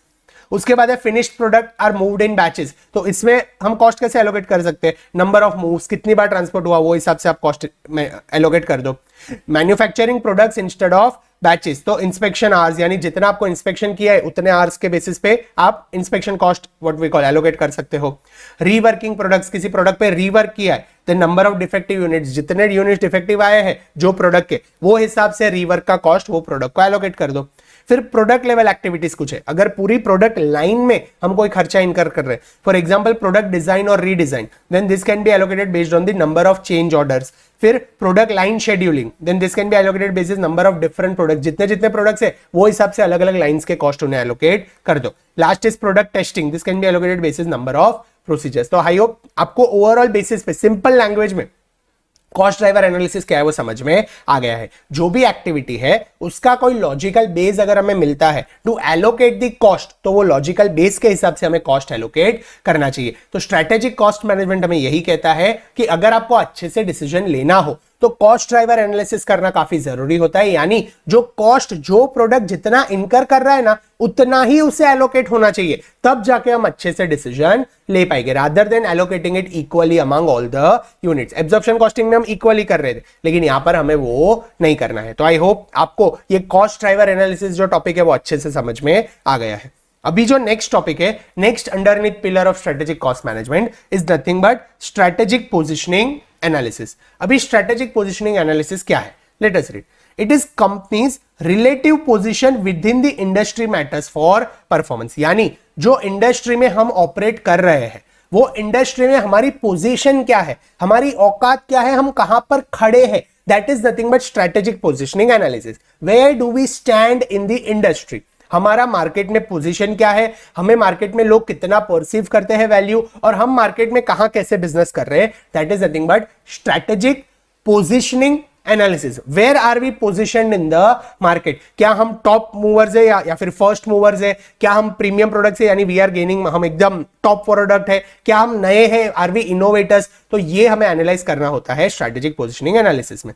Strategic positioning reflects choices of a company makes about kind of value it creates and how that value will be created differently than rivals. Strategic positioning analysis में हमें करना क्या होता है कि भाई exactly अभी हम कितना वैल्यू क्रिएट कर रहे हैं टू द कस्टमर्स, और अगर हमें राइवल्स को बीट करना है तो और ज्यादा वैल्यू हम कैसे क्रिएट कर सकते हैं सो दैट हमारी मार्केट में पोजीशन स्ट्रांग हो जाए और एक अच्छी पोजीशन हम बना पाए। तो हमें यहां पर वैल्यू कैसे ऐड कर सकते हैं उसके बारे में सोचना है। The following factors affect strategic position of a company. जब भी आप स्ट्रेटेजिक पोजीशनिंग एनालिसिस करते हो तो कौन सी चीजों का आपको ध्यान रखना चाहिए, तो हमें 4 चीजों का ध्यान रखना चाहिए। देखो, हमें हमारी भी पोजीशन एनालाइज करनी हो, अगर हम पढ़ाई कर रहे हैं तो हमारा स्टेटस क्या है, हमारा पोजीशन क्या है, तो वो भी हम यही 4 पॉइंट्स यूज करके एनालाइज कर सकते हैं। हम एग्जांपल लेते हो तो हम अच्छे से समझ आ जाएगा। पहले स्ट्रेटेजिक पोजीशनिंग एनालिसिस करना हो तो सबसे पहले क्या करना है, आपको कंपनी के culture, believes and assumption set करने हैं। पहले आपका जो बिलीफ क्या है, आपका कल्चर क्या है। Let's take an example of Apple. Apple company है तो उनका बिलीफ और कल्चर क्या है, प्रीमियम क्वालिटी प्रोडक्ट्स। उनका बिलीफ एंड कल्चर क्या है, प्रीमियम क्वालिटी प्रोडक्ट्स। तो पहले उन्होंने क्या किया है, विजन और वैल्यूज डिसाइड कर लिए कि हमें प्रीमियम प्रोडक्ट सेल करने हैं और क्वालिटी प्रोडक्ट सेल करने हैं। वैसे ही जब भी आप पढ़ाई करने बैठते हो तो आपका विजन एंड वैल्यू क्या है, भाई मुझे चार्टर्ड अकाउंटेंट बनना है, that is your clear vision. ठीक है, उसके बाद नेक्स्ट पॉइंट हमें क्या करना है स्ट्रेटेजिक पोजीशनिंग एनालिसिस में, stakeholders influence and expectation. आपने डिसाइड कर लिया एप्पल ने कि प्रीमियम प्रोडक्ट देना है, अभी किस कैटेगरी में प्रीमियम प्रोडक्ट देना है और कौन से प्रोडक्ट देने, तो वो आप कस्टमर्स के हिसाब से समझो, आपके स्टेक होल्डर्स का एक्सपेक्टेशन समझो कि भाई जो इन्वेस्टर्स है उन्हें प्रॉफिट चाहिए तो यानी हमें प्राइसिंग वैसे रखना पड़ेगा। जो कस्टमर्स है उन्हें मोबाइल फोन्स चाहिए लेकिन उसके साथ साथ उन्हें एयरपोर्ट्स भी चाहिए, स्मार्ट वॉच भी चाहिए, आईपैड भी चाहिए, लैपटॉप्स भी चाहिए और सबकी कनेक्टिविटी अच्छी चाहिए। तो ये क्या हो गया, आपने जो स्टेक होल्डर्स है, आपके जो कस्टमर्स है, इन्वेस्टर्स है, उनके क्या एक्सपेक्टेशंस है वो आपने समझ लिया। वैसे ही हम अगर स्टडीज में एग्जांपल लेते हैं तो आपको सीए बनना है, लेकिन सीए की डिग्री कौन देने वाला है, ऑब्वियसली हमारे माई बाप। कौन है वो, आईसीएआई। तो आईसीएआई की रिक्वायरमेंट्स आप समझो, आपके स्टेक होल्डर्स की रिक्वायरमेंट समझो, आपके जो प्रोफेसर्स हैं उनके रिक्वायरमेंट समझो। प्रोफेसर्स वगैरह की रिक्वायरमेंट क्या होती है कि आप अच्छे से पढ़ाई करके कॉन्सेप्ट्स को समझ लो। आईसीएआई की रिक्वायरमेंट क्या है, आप टेस्ट में अच्छे से व्हाट वी कॉल जो एग्जाम्स आप देते हो उसमें एग्रीगेट बेसिस पे 50% से ज्यादा मार्क्स लेके आओ और हर एक पेपर में 40% से ज्यादा मार्क्स लेके आओ। तो यहां पर ये क्या हो गया, आपके मिशन एंड ऑब्जेक्टिव्स एस्टैब्लिश हो गए। मिशन एंड ऑब्जेक्टिव्स आपके क्या एस्टैब्लिश हो गए कि मुझे इतना टाइम पढ़ाई करना है सो दैट मेरे कॉन्सेप्ट्स अच्छे से रिवाइज हो जाए ताकि मेरे प्रोफेसर्स खुश हो। अगर मेरे कॉन्सेप्ट्स अच्छे से रिवाइज्ड है तो मुझे भी सेटिस्फेक्शन मिलेगा और मेरी एग्जाम्स अच्छी जाएगी तो ऑटोमेटिकली आईसीएआई खुश होकर मुझे सीए बना देगा। तो ये आपका मिशन हो गया, आपका ऑब्जेक्टिव्स है जो सेट हो गया कि भाई मुझे इतने मार्क्स लाने हैं और ये हिसाब से मुझे पढ़ाई करनी है। वैसे ही एप्पल ने क्या किया, अपने मिशन और ऑब्जेक्टिव सेट कर लिए कि भाई ये प्रोडक्ट्स मुझे बेचने हैं, ये प्राइस पॉइंट पे मुझे बेचने हैं, ऐसे मुझे बेचने, ये करना है वो करना है, ताकि सारे स्टेक होल्डर्स के एक्सपेक्टेशंस फुलफिल हो जाए। उसके बाद थर्ड स्टेप हमें क्या करना है, अभी हमें मार्केट में हमारी पोजीशन एनालाइज करनी है। हमने हमारे वैल्यूज एंड विजन एस्टैब्लिश कर लिए, हमने हमारे मिशन एंड ऑब्जेक्टिव एस्टैब्लिश कर लिए। अभी हमें क्या करना है, task environment in context of capability, that is resources and core कंपिटेंसीज। देखो अभी सीए बनना आपने डिसाइड कर लिया, कहां से कैसे पढ़ना है वो डिसाइड कर लिया। अभी हमें क्या करना है, अभी हमें हमारी कैपेबिलिटीज आइडेंटिफाई करनी है। एप्पल कंपनी को अपनी कैपेबिलिटीज आइडेंटिफाई करनी है कि भाई क्या मेरे पास मैन्युफैक्चरिंग यूनिट है, क्या मेरे पास असेंबली लाइन है, क्या मेरे पास इनफ फंड्स है to make premium quality products, क्या मेरे पास ऐसे एम्प्लॉयज है, स्किल्ड वर्कर्स जो मुझे आइडिया दे सके, do I have a good management जो ये पूरी कंपनी चला सके। तो यहां पर हमें क्या करना है, हमें स्ट्रेंथ्स और वीकनेस की एनालिसिस करनी है ताकि हमें पता चलेगा कि भाई मार्केट में हम कहां खड़े हैं।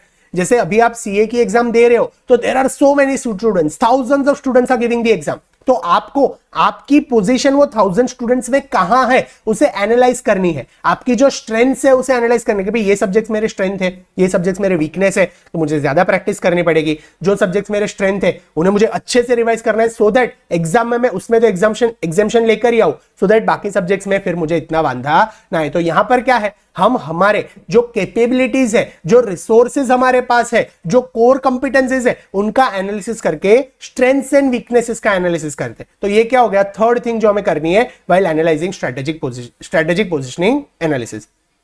और लास्ट हमें क्या करना है, environment in the construct of competitors, market and regulation. Fourth आपको क्या करना है, जो कंपिटिटर्स है, जो आपकी मार्केट है, जो एनवायरमेंट है, उनका प्रॉपर एनालिसिस करना है। तभी जाके आपको प्रॉपरली पता चलेगा कि मैं कहां खड़ा हूं और मुझे कितना आगे बढ़ना है। इसमें आपको क्या करना है, आपके पास अपॉर्चुनिटीज कौन सी है और थ्रेट्स कौन से है, उसे आपको एनालाइज करना है। तो एप्पल कंपनी को यहां पे क्या करना है, उसे देखने के उसके जैसे प्रीमियम प्रोडक्ट्स और कौन बनाता है। तो सैमसंग एक है जो प्रीमियम कैटेगरी के प्रोडक्ट्स बनाता है, वन प्लस है जो प्रीमियम कैटेगरी के प्रोडक्ट्स बनाता है, वीवो ओप्पो वगैरह है जो अभी धीरे धीरे प्रीमियम कैटेगरीज में आ रहे हैं। तो ये जो इनके कंपिटिटर्स है वो लोग क्या कर रहे हैं, वो लोग कौन से प्रोडक्ट सेल कर रहे हैं, वो लोग की कौन सी अपॉर्चुनिटीज है, वो लोग से हमें कौन से थ्रेट्स है, ये सारी चीजों को जब भी आप एनालाइज करते हो तब जाके आप मार्केट में एक स्ट्रेटेजिक पोजीशन डिसाइड कर पाते हो। वैसे ही आप जब भी पढ़ाई कर रहे हो तो आपके लिए अपॉर्चुनिटीज और थ्रेट्स क्या है, अपॉर्चुनिटीज है कि आपके लिए अलग अलग प्रैक्टिस सेशंस हो रहे हैं, आपके लिए टेस्ट सीरीज हो रही है, you have doubt solving support, यानी आपके पास काफी अच्छे रिसोर्सेज है जो हेल्प कर सकते हैं। लेकिन थ्रेट्स क्या है,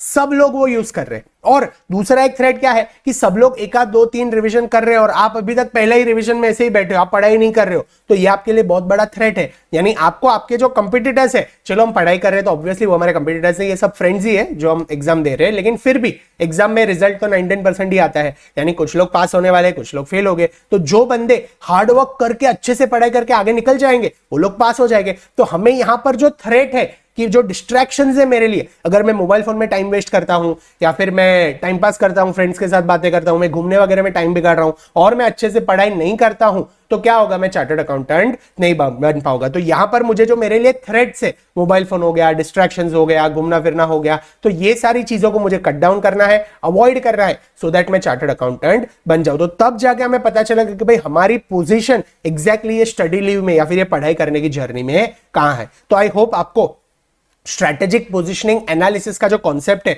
वो अच्छे से समझ में आ गया है। हमें चार चीजें करनी है। पहले तो आपका जो विजन और वैल्यूज है उसे एस्टैब्लिश कर लो, उसके बाद जो आपके मिशन एंड ऑब्जेक्टिव्स है, एग्जैक्टली करना क्या है वो एस्टैब्लिश कर लो, फिर आपके जो स्ट्रेंथ्स और वीकनेस है उसे एस्टैब्लिश कर लो, और उसके बाद आपके जो अपॉर्चुनिटी एंड थ्रेट्स है उसे जब आप एनालाइज करते हो तब जाके आपको प्रॉपरली पता चलता है कि मार्केट में हमारी स्ट्रेटेजिक पोजीशन है क्या, हमें क्या करना है और कितना आगे हमें बढ़ना है। उसके बाद यहां पर एक जो मेंडलोज भाई है, वो मेंडलोज भाई ने हमें एक मैट्रिक्स दिया है which responds to each class of shareholders, यानी अलग अलग टाइप के शेयर होल्डर्स होते हैं, स्टेक होल्डर्स होते हैं, जिनको हमें रिस्पॉन्स करना होता है, जिनके बारे में हमें सोचना होता है, जिनका हमें सुनना होता है, जिसके बेसिस पे हम डिसीजन लेते हैं। तो कौन से टाइप के स्टेक होल्डर्स या फिर शेयर होल्डर्स होते हैं, तो दो टाइप के होते हैं। एक ऐसे होते हैं जिनको हाई इंटरेस्ट होता है या फिर लो इंटरेस्ट होता है। फॉर एग्जाम्पल, अगर आपने रिलायंस या टाटा या कोई भी कंपनी में इन्वेस्ट किया है, आपने कुछ शेयर्स खरीदे हैं, तो आपका इंटरेस्ट कितना है कंपनी में, लो इंटरेस्ट है कि हाई इंटरेस्ट है? ऑब्वियसली लो इंटरेस्ट है, क्योंकि हमने कहां कुछ करोड़ों के शेयर खरीदे, हमने थोड़े बहुत थाउजेंड्स के या फिर लाख रुपीस के शेयर खरीदे होंगे। तो हमारा इंटरेस्ट कैसा है कंपनी में, लो इंटरेस्ट है। कल उठ के कुछ ऐसे रोज हम बैठ के ट्रैक नहीं कर रहे कि कंपनी का ये प्रोडक्ट लाइन कितना चला, क्या कर रहा है, डिसीजन मेकिंग है, मुझे रिपोर्ट दो, ये दो वो दो। तो हम लो इंटरेस्ट वाले ग्रुप में आते हैं। Versus second type of people क्या है, या तो आपके पास हाई पावर है या फिर लो पावर है। अगर आपने क्रोर्स ऑफ इन्वेस्ट कर लिया है, यानी आपके पास बोर्ड में सीट है, यानी you can influence the decision, तो वो कैसे हो गए, हाई पावर वाले लोग हैं, उनके पास पावर ज्यादा है। और दूसरे कैटेगरी के लोग कैसे होते हैं, लो पावर वाले लोग, यानी हम जैसे लोग के पास कोई पावर नहीं है, वोटिंग राइट होता है, लेकिन हमारे एक वोट से कुछ ज्यादा फर्क नहीं पड़ने वाले कंपनी में। तो यहां पर we have low power and low interest. लेकिन चार टाइप के ग्रुप बन सकते हैं, एक तो high interest people and high power people, फिर high interest and low power, फिर low interest and low power and low interest and high power. तो ऐसे लोगों को, ऐसे स्टेक होल्डर्स को कैसे हैंडल करना चाहिए, तो लेट अस अंडरस्टैंड। एक तो ऐसे टाइप के कैटेगरी के लोग होते हैं जिनका हाई इंटरेस्ट है कंपनी में, जिन्हें बहुत क्यूरियोसिटी है कंपनी के बारे में जानने की, रोज कंपनी के फाइनेंशियल्स देखते हैं, पोजीशंस देखते हैं, क्या हो रहा है, कैसे हो रहा है, क्या चल रहा है। ऐसे जो हाई इंटरेस्ट वाले लोग होते हैं, mainly these will be the board of directors, जो चेयरमैन है वगैरह, ये लोग सब। तो ये हाई इंटरेस्ट वाले पीपल है, as well as they have high power. Interest तो है लेकिन उनके पास पावर भी है डिसीजन लेने का, तो these becomes the key players. ये कौन हो जाते हैं? ये लोग की प्लेयर्स हो जाते हैं। तो इनको आपको क्लोजली मैनेज करना है, इनको क्लोजली मैनेज करना है, मैनेज क्लोजली दिस की प्लेयर्स, यानी इनके बारे में आपको ध्यान रखना है, इनको रेगुलर बेसिस पे रिपोर्ट्स देते रहो, अगर कुछ हो रहा है तो इनके सजेशंस लो, फीडबैक्स लो, इनको डिसीजन मेकिंग इन्वॉल्व करो, because these are the people who are considered as the key players. इनके पास इंटरेस्ट भी है और इनके पास पावर भी है। दूसरे टाइप के लोग कैसे होते हैं? Which have high interest in the company but low power. Interest बहुत है लेकिन पावर ज्यादा नहीं है, वो लोग ज्यादा को डिसीजन मेकिंग में इन्फ्लुएंस नहीं कर सकते। तो ये कैसे लोग हैं? These are the affected people. ये लोग एक तो डिसीजन ले नहीं सकते और इंटरेस्ट बहुत ही है, तो इनका अगर ज्यादा सुना नहीं जाता तो लोग जल्दी अफेक्ट हो जाते। तो इन्हें हमें क्या करना है? इन्हें हमें इन्फॉर्म्ड रखना है। भाई कुछ भी होता है ना तो इनको इन्फॉर्म कर दो। क्यों? क्योंकि ये लोग क्यूरियस है जानने के बारे में, they are highly interested in the company. तो अगर highly interested in the company है तो इनको इन्फॉर्मेशन देते रहो। इन्हें अगर इन्फॉर्म्ड रखते हो, ठीक है, उनका इतना ज्यादा चलने वाला नहीं है क्योंकि लो पावर वाले लोग हैं, लेकिन हाई इंटरेस्ट है, उन्हें अगर इन्फॉर्मेशन मिलती रहती है, उन्हें पता चल रहा है कंपनी में क्या कैसे चल रहा है, तो वो लोग ज्यादा कुछ करेंगे नहीं। इसलिए यहां पर ऐसे लोगों को हमें क्या करना है? इन्फॉर्म्ड रखना है। नेक्स्ट कैटेगरी ऑफ पीपल कैसे है? लो इंटरेस्ट एंड लो पावर। हमारे जैसे लोग, कंपनी में ज्यादा इंटरेस्ट भी नहीं है, कंपनी के पास हमारे पास कोई पावर भी नहीं है कंपनी कंट्रोल करने का, तो हम कैसे हैं? हम मार्जिनल प्लेयर्स हैं, हम छोटे छोटे प्लेयर्स हैं, हमसे कोई ज्यादा फर्क पड़ने वाला नहीं है। तो हमें क्या करना है? सिर्फ monitor marginal players with minimum efforts. यानी आप शेयर प्राइस वगैरह की थोड़ी बहुत ध्यान रखो, कभी कभी बायबैक वगैरह दे दिया, डिविडेंड वगैरह डिक्लेयर कर दिया, तो छोटे लोग, हम छोटे आदमी खुश हो जाते हैं छोटी छोटी चीजों में। तो हमें उन्हें क्या करना है? छोटी छोटी चीजें देती रहनी, यानी मार्जिनल एफर्ट्स लगाने, मिनिमम एफर्ट्स लगाने हमें मॉनिटर करने के लिए। उसके बाद एक टाइप के कैटेगरी क्या है? They have low interest in the company. ये लोगों को कंपनी में ज्यादा इंटरेस्ट नहीं, मतलब ज्यादा घुसकर ये लोगों को देखने की वो जरूरत नहीं होती है, लेकिन they are high power people. यानी अगर डिसीजन कोई लेना हो तो इनका वोट मैटर करता है। तो ऐसे लोग are called as influential people. यानी ये लोग को कंपनी में ज्यादा इंटरेस्ट नहीं है, ये लोग आपके सिर पर नहीं बैठेंगे क्या हो रहा है, कैसे हो रहा है, जल्दी तो दिखाओ, ये वो, लेकिन ये लोग के पास पावर पूरा है। यानी कल उठ के कोई डिसीजन लेना हो तो इनका वोट आपको लगेगा। तो ऐसे लोगों को क्या करना है? ऐसे लोगों को हमें सेटिस्फाइड रखना है, ताकि हमें जब भी कोई हमारे फेवर में डिसीजन लेना हो तो इनको ज्यादा इंटरेस्ट नहीं, यानी ये ज्यादा आपके सिर पर बैठकर खोदेंगे नहीं कि ये क्या है, कैसे है, क्यों है, लेकिन डिसीजन मेकिंग के वक्त इनके पास पावर है, यानी वोट इनका मैटर करता है। तो ऐसे लोगों को अगर आप सेटिस्फाइड रखते हो, ऐसे लोगों को आप खुश रखते हो, तो जब भी डिसीजन मेकिंग की बारी आती है तभी आपके फेवर में इनके वोट्स आपको मिल जाएगा। तो these are low interest people but high power people. तो आई होप ऐसे लोगों को, ये जो हमारे स्टेक होल्डर्स है, उन्हें हमें कैसे ध्यान रखना है सो दैट हम स्ट्रेटेजिक पोजिशनिंग एनालिसिस अच्छे से कर पाए, वो भी आपको अच्छे से समझ में आ गया है। I hope it is clear, आपको अभी तक अच्छे से समझ रहा है। It is a first chapter, so I am trying कि एक एक कॉन्सेप्ट को हम इन डेप्थ समझे, धीरे धीरे हम स्पीड इंक्रीज करेंगे, लेकिन आप टेंशन मत लेना, कोई भी कॉन्सेप्ट में कॉम्प्रोमाइज नहीं होगा। सारे कॉन्सेप्ट्स आपको अच्छे से समझ में आ जाएंगे, हम एग्जांपल्स लेकर सारे कॉन्सेप्ट समझेंगे, सो दैट कल उठ के कोई भी टॉपिक में से कुछ भी वो लोग पूछते हैं एग्जाम में, तो आपको कॉन्सेप्ट क्लियर होना चाहिए, ताकि आप जो स्ट्रैटेजीज है उसे लिंक कर पाओ और आपके जो आंसर्स है वो अच्छे से आप करेक्टली दे पाओ। तो आई होप आपको अभी तक हमने जो भी समझा है, अभी तक हमने दो पिलर समझे स्ट्रेटेजिक कॉस्ट मैनेजमेंट के, एक है कॉस्ट ड्राइवर एनालिसिस, दूसरा है स्ट्रेटेजिक पोजिशनिंग एनालिसिस। तो ये दोनों चीजें आपको अच्छे से समझ में आ गई है, क्लियर है, इजी समझाई छे, श्योर। चलो आई थिंक अभी 45 मिनट जितना हो गया है, तो पानी पीना जरूरी है। अगर आप पढ़ते पढ़ते पानी की बोतल साथ में नहीं रखते हो तो अभी के अभी जाओ, पानी की बोतल लेकर आओ, because it is very necessary. बीच बीच में अगर हम पानी पीते हैं तो वी फील बूस्टेड, हमें एनर्जी मिलती है। इससे क्या होता है? आप एक फ्रेशनेस रहता है, आपको कंटाल नहीं जाते हो, बोर नहीं होते हो, माइंड को एक पावर मिलता है जिससे चीजें याद रहती है। चलो तो आप भी पानी पी लो, मैं भी पानी पी लेता हूं।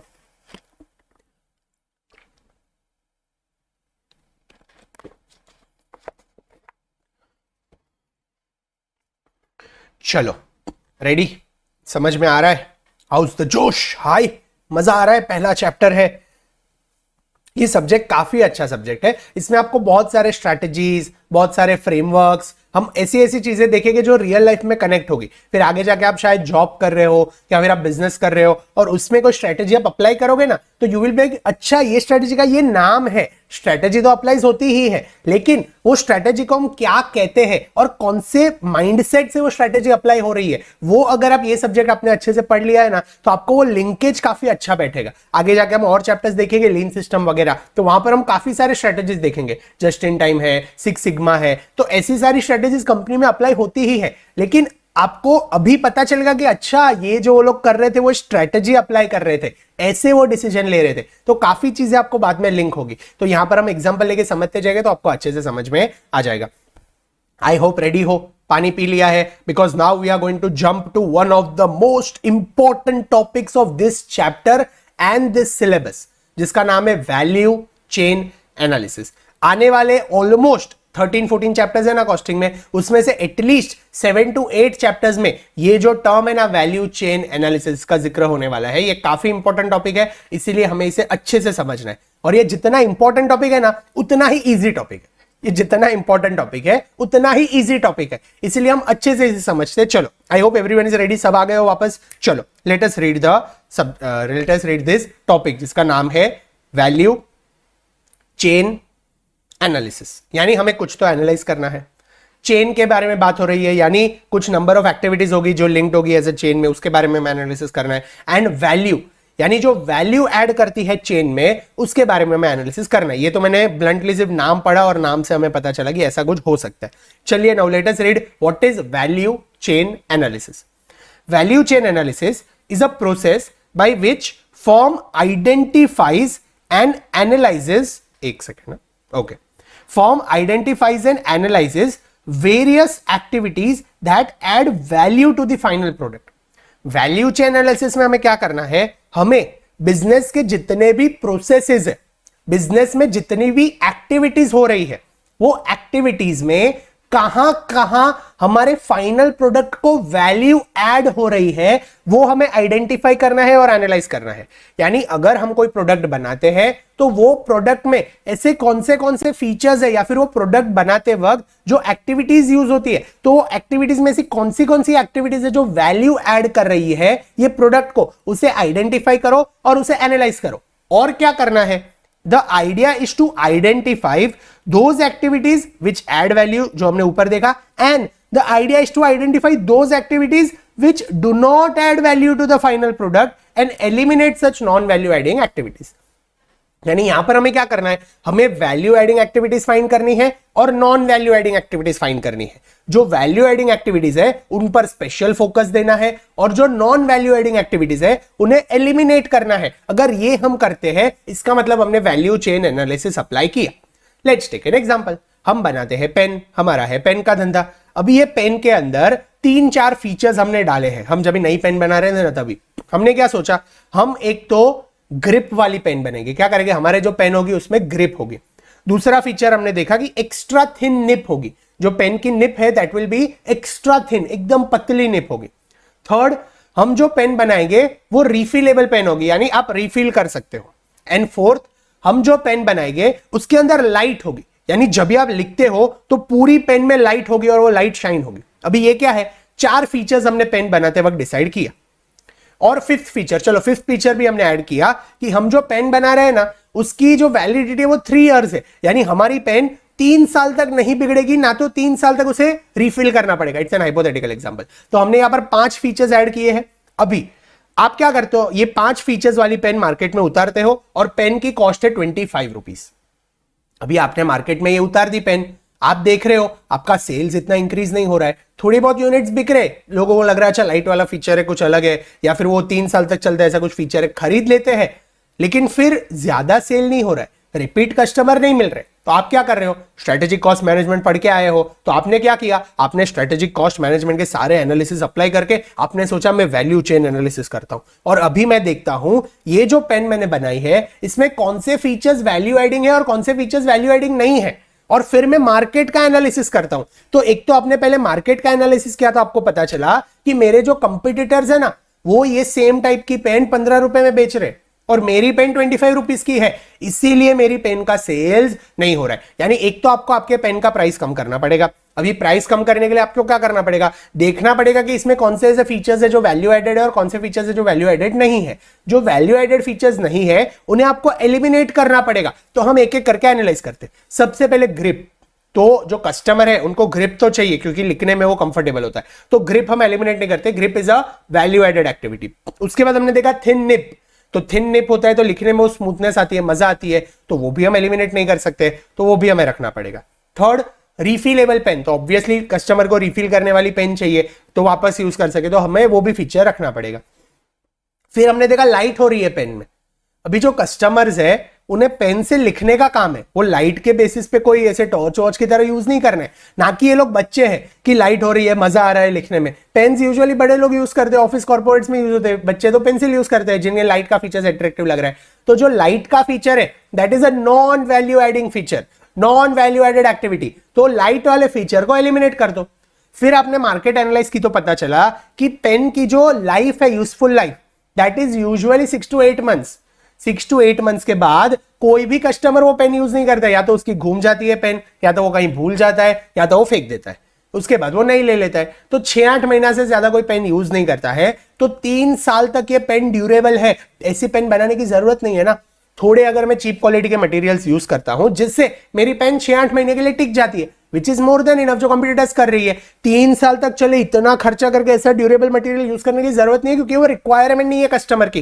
That is nothing but a non value added activity. तो यहां पर हमने आइडेंटिफाई किया कि जो लाइट वाला फीचर है और जो ड्यूरेबिलिटी वाला फीचर है वो दोनों नॉन वैल्यू एडेड है, जो वैल्यू एड नहीं कर रहे कस्टमर को। ये तो ये दोनों फीचर निकाल दो। अगर ये दोनों फीचर निकालते हो तो वो हिसाब से आपका कॉस्ट कम होगा, और अगर कॉस्ट आपका कंपटीटर्स जितना हो जाता है तो ऑटोमेटिकली आप ये पेन मार्केट में अच्छे से सेल कर पाओगे। तो आई होप आपको वैल्यू चेन एनालिसिस क्या है वो अच्छे से समझ में आ गया।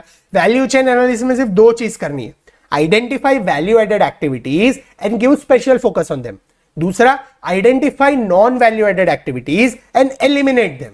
एक बार मेरे साथ आप बोलोगे, वैल्यू चेन एनालिसिस में कौन सी 2 चीज करनी है? पहला identify value added activities and give special focus on them. दूसरा, identify non value added activities and eliminate them. एक बार लास्ट टाइम बोलेंगे, वैल्यू चेन एनालिसिस में हमें क्या करना है? Identify value added activities and give special focus on them, identify non value added activities and eliminate them. उसके आगे यहां पर क्या दिया है? Resources must be deployed in those activities that are capable of producing products valued by the customer. यानी customer जो features को, जो प्रोडक्ट्स को वैल्यू कर रहा है, उसी को आपको बनाना है। नॉन वैल्यू एडेड एक्टिविटीज या फीचर्स को हमें एलिमिनेट करना है। अभी यहां पर ये जो वैल्यू चेन एनालिसिस है, इसमें these are divided into 2 kinds of activities.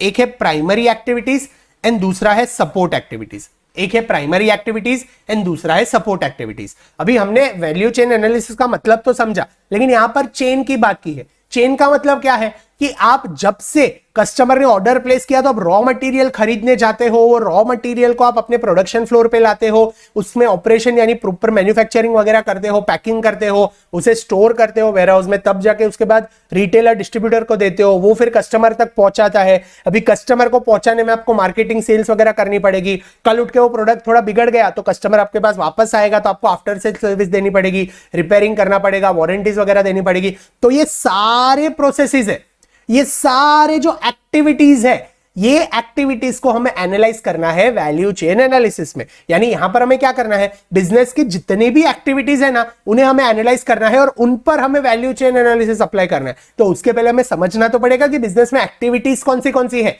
तो यहां पर वैल्यू चेन एनालिसिस में activities are classified into 2। Activities are classified into 2, primary activities and secondary activities. Activities are classified into 2, primary activities and secondary activities. अभी manufacturing industry है जहां पर हम product manufacture करते हैं, जैसे पेन मैन्युफैक्चरिंग हो गया, तो यहां पर which are value adding activities, which are primary activities. ऐसी कौन सी एक्टिविटीज है जो प्राइमरी एक्टिविटीज है? तो प्राइमरी एक्टिविटीज 5 है, ये पांचों हमें याद होनी चाहिए। सबसे पहले हम पहले पांचों का मीनिंग समझ लेते हैं, फिर हम मेमोराइज करने के ट्राई करते हैं। The first primary activities is inbound logistics. Inbound logistics क्या है? Activities concerned with receiving, storing and distributing inputs, that is raw materials to the production process. Relationship with the supplier is a key component in this process. Inbound logistics का मतलब क्या है? Raw materials, inputs को हमारे production floor तक लेके आना, production के लिए इनपुट्स खरीद के आना, रॉ मटेरियल्स खरीद के आना, सप्लायर के साथ अच्छा रिलेशन रख के वो रॉ मटेरियल्स, इनपुट्स लेके आना, that is nothing but inbound logistics. First step कोई भी मैन्युफैक्चरिंग इंडस्ट्री में होता है रॉ मटेरियल्स खरीदना, दैट इज इनबाउंड लॉजिस्टिक्स। दूसरा हमें क्या करना है? ऑपरेशंस, यानी अभी वो प्रोडक्ट को मैन्युफैक्चर करो, अभी वो प्रोडक्ट में प्रोसेसेस करो, अलग अलग मशीन से वो जाएगा, अलग अलग फीचर्स लगेगा और एक प्रॉपर वो रॉ मटेरियल जो है उसमें से एक फाइनल प्रोडक्ट बनेगा, तो that is nothing but operations. पहली एक्टिविटी कौन सी थी? इनबाउंड लॉजिस्टिक्स, यानी इनपुट्स आ रहे, दूसरी एक्टिविटी कौन सी है? ऑपरेशंस, यानी यहां पर प्रोसेसेस हो रहे, प्रोडक्शन हो रहा है। तीसरी एक्टिविटी है आउटबाउंड लॉजिस्टिक्स। आउटबाउंड लॉजिस्टिक्स क्या है? एक बार फिनिश गुड्स बन जाता है तो उसे पैक करना, स्टोर करना, फिर डिस्ट्रीब्यूटर रिटेलर्स तक पहुंचाना, वेयरहाउस में रखना, और उसके बाद कस्टमर तक पहुंचता है। ये सारी एक्टिविटीज को हम क्या कहते हैं? Outbound logistics. पहले इनबाउंड लॉजिस्टिक्स यानी इनपुट्स का बिजनेस में आना, प्रोडक्शन फ्लोर पे आना, फैक्ट्री में आना, फिर ऑपरेशंस यानी फैक्ट्री में उसका प्रोसेस होना।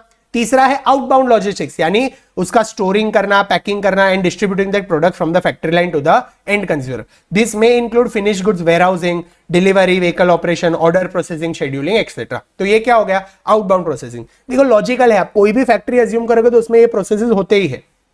उसके बाद आता है marketing and sales. Product sell करना है तो ऐसा तो नहीं है मैंने फैक्ट्री में बनाया और ऑटोमेटिक लोग खरीदेंगे। आपको कस्टमर को अवेयर करना पड़ेगा, मार्केट में आपके प्रोडक्ट को उतारना पड़ेगा। That is nothing but marketing and sales. It provide means by which customers are made aware of the product.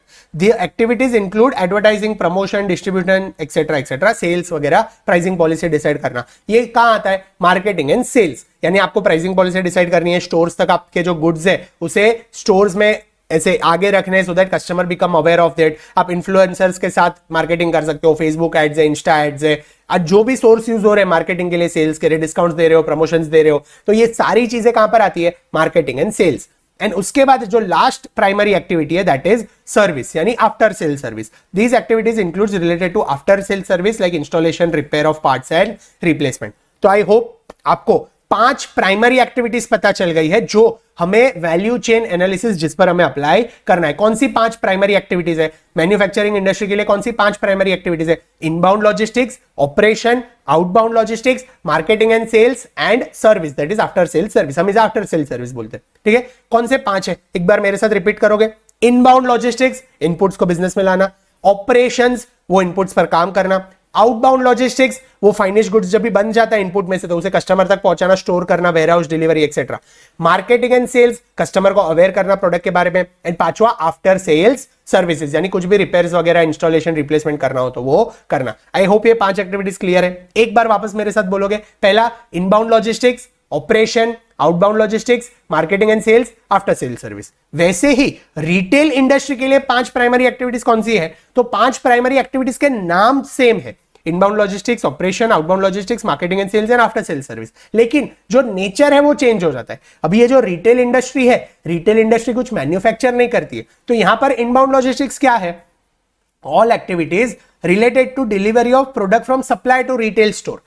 जो आउटबाउंड लॉजिस्टिक्स मैन्युफैक्चरिंग में था ना, वो यहां पर इनबाउंड लॉजिस्टिक्स हो जाएगा। क्यों? क्योंकि रिटेलर मैन्युफैक्चर नहीं करता है, तो उसके लिए क्या है? इनपुट्स, उसके लिए फिनिश गुड्स ही है, तो उसके लिए इनबाउंड लॉजिस्टिक्स क्या हो गया? जो फिनिश गुड्स है वो सप्लायर से अपने स्टोर में लेकर आना।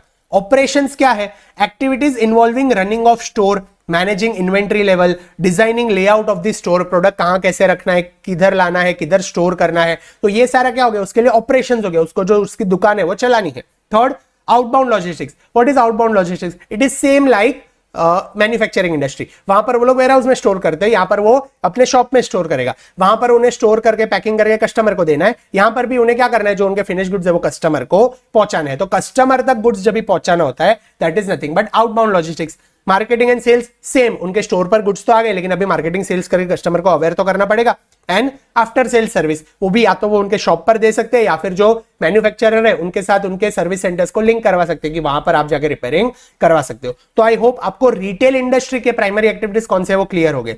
नाम सेम है लेकिन नेचर अलग है। वहां पर सिंस रॉ मटेरियल्स नहीं आएंगे तो वहां पर क्या होगा? जो फिनिश गुड्स है उन्हें अपने शॉप पर लेके आना। हेंस 5 प्राइमरी एक्टिविटीज कौन से? एक बार वापस रिपीट करेंगे last time. Inbound logistics, operations, outbound logistics, marketing and sales, after sales service. अभी ये प्राइमरी एक्टिविटीज जब भी आपको करनी है तो उसके साथ साथ कुछ सपोर्ट एक्टिविटीज है, इनके बिना ये प्राइमरी एक्टिविटीज नहीं चल सकती। तो ये सपोर्ट एक्टिविटीज कौन सी है? सपोर्ट एक्टिविटीज 4 है। एक है procurement. What is procurement? Purchase of raw material, supplies and other consumables required for inputs to for primary activities. Primary activity के लिए हमें इनपुट्स चाहिए, रॉ मटेरियल चाहिए, लेकिन उन्हें प्रोक्योर करने के लिए आपको पहले तो सप्लायर्स को ढूंढना पड़ेगा, फिर सप्लायर फाइनलाइज करना पड़ेगा, फिर उसके वहां पर जाकर आप इंस्पेक्शन करके आते हो, फिर उनके साथ बातचीत करके एक प्रॉपर अग्रीमेंट बनता है। तो प्रोक्योरमेंट का जो प्रोसेस है, सामान लाने का जो प्रोसेस है, that is nothing but a support activity. जब तक प्रोक्योरमेंट नहीं होता है तब तक इनबाउंड लॉजिस्टिक्स स्टार्ट नहीं हो सकता। इसीलिए जो सपोर्ट एक्टिविटीज में प्रोक्योरमेंट है, that is the first important thing. दूसरा, टेक्नोलॉजिकल डेवलपमेंट। टेक्नोलॉजिकल डेवलपमेंट क्या है? Includes technical knowledge, equipment, hardware, software and other knowledge which is used for transformation of input to output. अगर आपको operations करना है तो उसके लिए मशीन्स लगेंगे, लोगों का नॉलेज लगेगा, दिमाग लगेगा, साथ में कुछ इनोवेशंस है, टेक्नोलॉजी है, वो सब लगेगी। तो अगर टेक्नोलॉजिकल डेवलपमेंट नहीं है, लोगों का दिमाग नहीं है, तो इसके बिना भी हम प्राइमरी एक्टिविटीज नहीं कर सकते। तो सेकेंड इंपॉर्टेंट सपोर्ट एक्टिविटी क्या है? Technological development. यानी ये प्रोक्योरमेंट क्या हो गया, अगर आपको हिंदी में याद करना है तो ये हो गया सामान, फिर ये टेक्नोलॉजिकल डेवलपमेंट क्या होगा, ये हो गया दिमाग, फिर तीसरा क्या आता है? तीसरा है human resource management. Human resource management क्या है? ये मैं हिंदी में लिख रहा हूं, चलो let me right in English, क्योंकि कई लोगों को हिंदी नहीं आता है तो लिखेंगे हिंदी वर्ड लेकिन इंग्लिश में। प्रोक्योरमेंट क्या है? इट इज नथिंग बट सामान। फिर टेक्नोलॉजिकल डेवलपमेंट क्या है? इट इज नथिंग बट दिमाग। फिर तीसरा हमें क्या चाहिए? तीसरा हमें चाहिए human resource management. It includes activities around selection, recruitment, placement, training, appraisal, rewards, promotion, management development, labor and employee relation. Company खोल दी, प्रोडक्ट बनाना है, रॉ मटेरियल लेके आए, प्रोक्योर करके लेके आए, मशीन लगा दिया, दिमाग यूज किया, लेकिन काम कौन करेगा? लोग तो चाहिए, एम्प्लॉयज तो चाहिए, लेबरर्स तो चाहिए, जिनके थ्रू ये फाइनल प्रोडक्ट्स बनेंगे, जो डिलीवरी में हेल्प करेंगे, स्टोरेज में हेल्प करेंगे, रिटेलर डिस्ट्रीब्यूटर तक पहुंचाएंगे और तब जाके कस्टमर को पहुंचेगा। Hence people becomes a very important support activity. अगर ह्यूमन रिसोर्स मैनेजमेंट अच्छे से नहीं हो रहा है तो आपकी कंपनी नहीं चल सकती। हेंस एचआर में भी हमें वैल्यू चेन एनालिसिस अप्लाई करना पड़ेगा। तो third important support activity is nothing but लोग, पीपल।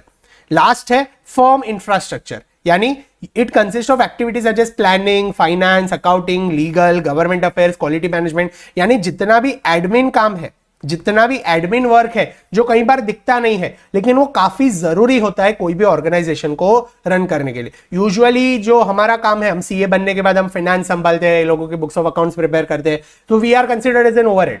क्यों? क्योंकि ये बैकएंड काम है, एडमिन काम है। लेकिन अगर हम ये चीजें ना कर पाए तो बिजनेस चलेगा ही नहीं। हमारे साइन के बिना वो बिजनेस नहीं चल सकता, हमारे बुक्स ऑफ अकाउंट्स के बिना उन्हें पता ही नहीं चलेगा कि वो लोग क्या कैसे क्या कर रहे हैं। इसीलिए जो एडमिन काम है वो कई बार इग्नोर्ड होता है, लेकिन it is also very important support activity.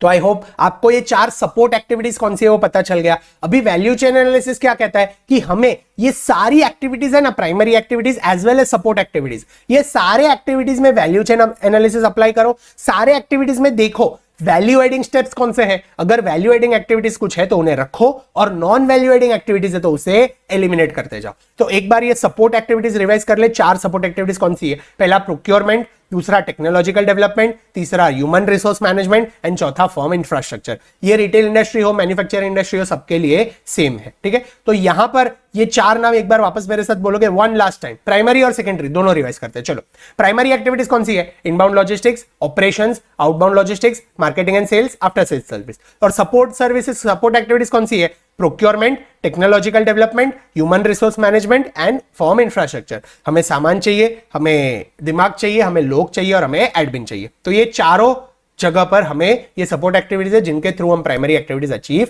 कर पाएंगे। अभी ये वैल्यू चेन एनालिसिस के बेनिफिट्स क्या है तो इसे हम फटाफट देख लेते हैं। What are the benefits? It helps to identify those activities which do not add value to the final product and helps to eliminate them. Value chain analysis करेंगे तो ऑब्वियसली जो नॉन वैल्यू एडेड एक्टिविटीज है उन्हें हम पहचान पाएंगे और उसे एलिमिनेट कर देंगे। The analysis of value chain helps a firm obtain cost leadership and product differentiation. ये क्या है वो हम अभी आगे देख रहे हैं। This helps management in accurate decision making and also reducing cost. अगर आपको पता चल गया है एक्टिविटी नॉन वैल्यू एडिंग है तो उसे अगर आप निकाल देते हो तो ऑटोमेटिक कॉस्ट कम हो जाता है। हेंस बेटर डिसीजन मेकिंग में ये वैल्यू चेन एनालिसिस हमें हेल्प करता है। It helps to focus on core areas of business and facilitates development of performance metrics. यहां पर जो हमारे core activities है उन पर वो फोकस करने की बात कर रहा है, उन पर वो फोकस करवाता है so that we know कि भाई exactly value added क्या है। और अगर value added activities हमें पता चल गई, उन पर हम स्पेशल फोकस देते तो ऑब्वियसली हमारा बिजनेस का परफॉर्मेंस इंप्रूव होगा। इसके लिमिटेशंस क्या है? तो इनके लिमिटेशंस है, it is difficult to apply in service industry. ये सर्विस इंडस्ट्री के लिए अप्लाई नहीं हो सकता। तो सर्विस इंडस्ट्री के लिए क्या अप्लाई हो सकता है? तो जो नेक्स्ट टॉपिक हम देखने वाले हैं, वैल्यू शॉप मॉडल या फिर सर्विस वैल्यू चेन, ये होगा अप्लाई सर्विस इंडस्ट्री के लिए। तो वो हम आगे पढ़ रहे हैं। दूसरा इसका लिमिटेशन क्या है? It is complicated and sometimes frustrating for the management since in depth analysis of every process is required. Management धंधा करने बैठा है, एनालिसिस करने नहीं बैठा है। अगर आप बोल रहे हो हर एक प्रोसेस, हर एक एक्टिविटी का एनालिसिस करो, कॉस्ट को एनालाइज करो, उसमें देखो वैल्यू एडेड क्या है, नॉन वैल्यू एडेड क्या है, फिर नॉन वैल्यू एडेड को एलिमिनेट करो, भाई ये काम करो कि धंधा करो। इसीलिए कई बार ये थोड़ा कॉम्प्लिकेटेड प्रोसेस हो जाता है, कई बार फ्रस्ट्रेटेड हो जाता है। आगे आप जो भी टेक्निक्स देखोगे ना, कॉस्ट मैनेजमेंट टेक्निक्स, कई बार उसमें ये लिमिटेशन आएगा कि मैनेजमेंट को कई बार ये फ्रस्ट्रेटिंग लगता है, कॉम्प्लिकेटेड लगता है, टाइम कंज्यूमिंग लगता है, इसीलिए कई बार वो इंप्लीमेंट नहीं होती है। Next, time consuming, expensive. Obviously कोई एनालिसिस करना है तो लोग रखने पड़ेंगे, तो it's a time consuming and an expensive process. उसके बाद लीनियर अप्रोच है, it ignores concept of value network, that is improvement in one may lead to fall in other process and all processes must be considered together. Value chain analysis में क्या बोल रहा है कि आप हर एक एक्टिविटी यानी प्राइमरी एक्टिविटी, सेकेंडरी एक्टिविटीज को एक एक करके वैल्यू चेन एनालिसिस में अप्लाई करो। लेकिन यहां पर क्या होता है, वो वैल्यू नेटवर्क का कॉन्सेप्ट इग्नोर कर रहा है। वैल्यू नेटवर्क का कॉन्सेप्ट क्या है कि अगर आप एक चीज में कुछ चेंजेस करते हो तो उसका इंपैक्ट दूसरे चीजों पर भी पड़ेगा। लेट्स टेक एन एग्जांपल, अगर आपको कोई एक प्रोसेस नॉन वैल्यूएटेड लग रहा है और वो नॉन वैल्यूएटेड प्रोसेस आप निकाल देते हो, तो उसके लिए जो रिसोर्सेज है, जो मशीन्स वगैरह, उसे भी आपने निकाल दिया, लेकिन उसके ऊपर अगर कोई और एक्टिविटी डिपेंडेंट थी तो वहां पर भी प्रॉब्लम हो सकता है। तो वहां पर भी एक इश्यू हो सकता है कि एक चीज में कुछ चेंजेस करने से दूसरी चीज इंपैक्ट होती है। यहां पर उसकी कोई बात नहीं की है कि अगर दूसरी कोई चीज इंपैक्ट होती है, दूसरी कोई एक्टिविटी इंपैक्ट होती है, तो वहां पर आपको कैसे ध्यान रखना चाहिए, उसकी बात यहां पर कहीं पे भी नहीं की है। तो that is also an limitation. Considers only financial factors and ignores non financial factors. ये जो मॉडल है वो नॉन फाइनेंशियल फैक्टर्स की बात ही नहीं कर रहा है। कौन से नॉन फाइनेंशियल फैक्टर्स होते हैं? जैसे ना तो ये कुछ एम्प्लॉय सेटिस्फेक्शन की बात कर रहा है, कस्टमर सेटिस्फेक्शन की बात कर रहा है, ऐसी कोई चीज की यहां पर बात नहीं हो रही। ऑब्वियसली वैल्यू एड करने के लिए हम वही चीज देखने वाले हैं, लेकिन on the face of it ये मॉडल कोई नॉन फाइनेंशियल फैक्टर्स के बारे में बात नहीं करते। तो ये हो गए कुछ लिमिटेशन। तो आई होप ये जो वैल्यू चेन एनालिसिस का कॉन्सेप्ट था वो एकदम अच्छे से क्लियरली आपको समझ में आ गया है। चलिए now let's move on to the next topic.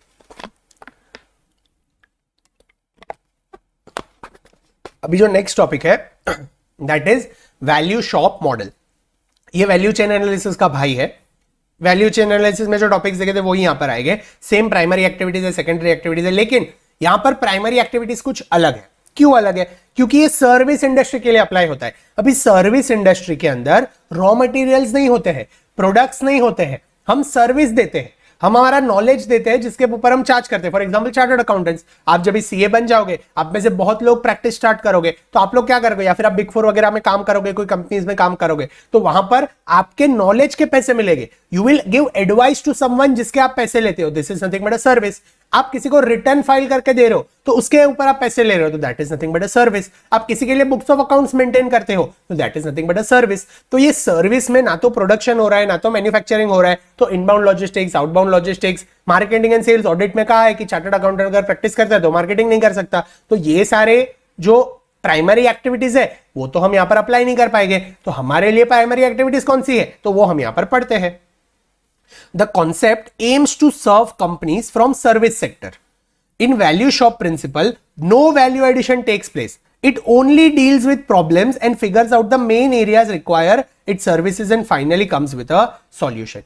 यानी यहां पर प्रोडक्शन ऑफ रॉ मटेरियल की बात नहीं की है, यहां पर किसकी बात की है, यहां पर प्रॉब्लम्स के साथ कैसे डील करना है और कौन से ऐसे एरियाज है जहां पर हमें सर्विस प्रोवाइड करके एक सॉल्यूशन लेकर आना है, उसकी बात की गई है।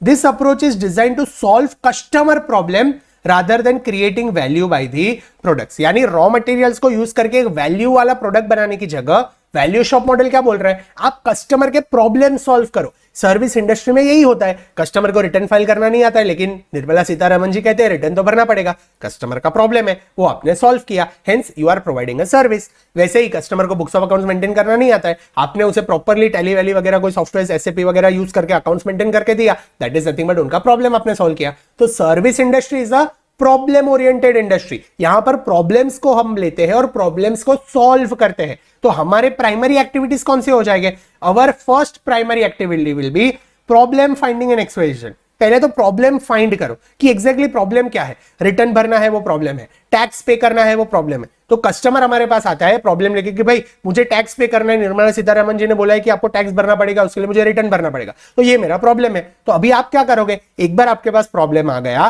तो उसके बाद आपको क्या करना है, वहां जैसे ऑपरेशंस था वैसे यहां पर प्रॉब्लम सॉल्विंग करना है। आप उसे बता सकते हो कि भाई अगर आप कंपनी है तो आपको ये आईटीआर भरना पड़ेगा, आप प्रोप्राइटर है तो ये आईटीआर भरना है, अगर आपकी ये टाइप की इनकम्स है तो ये है, ये डिडक्शन ले सकते हो, वगैरह वगैरह वगैरह। So you help them to solve the problem. आप उन्हें ऑल्टरनेटिव्स देते हो, आप ऑप्शंस देते हो कि ऐसा ऐसा आप कर सकते हो, ये डिडक्शंस आप ले सकते हो।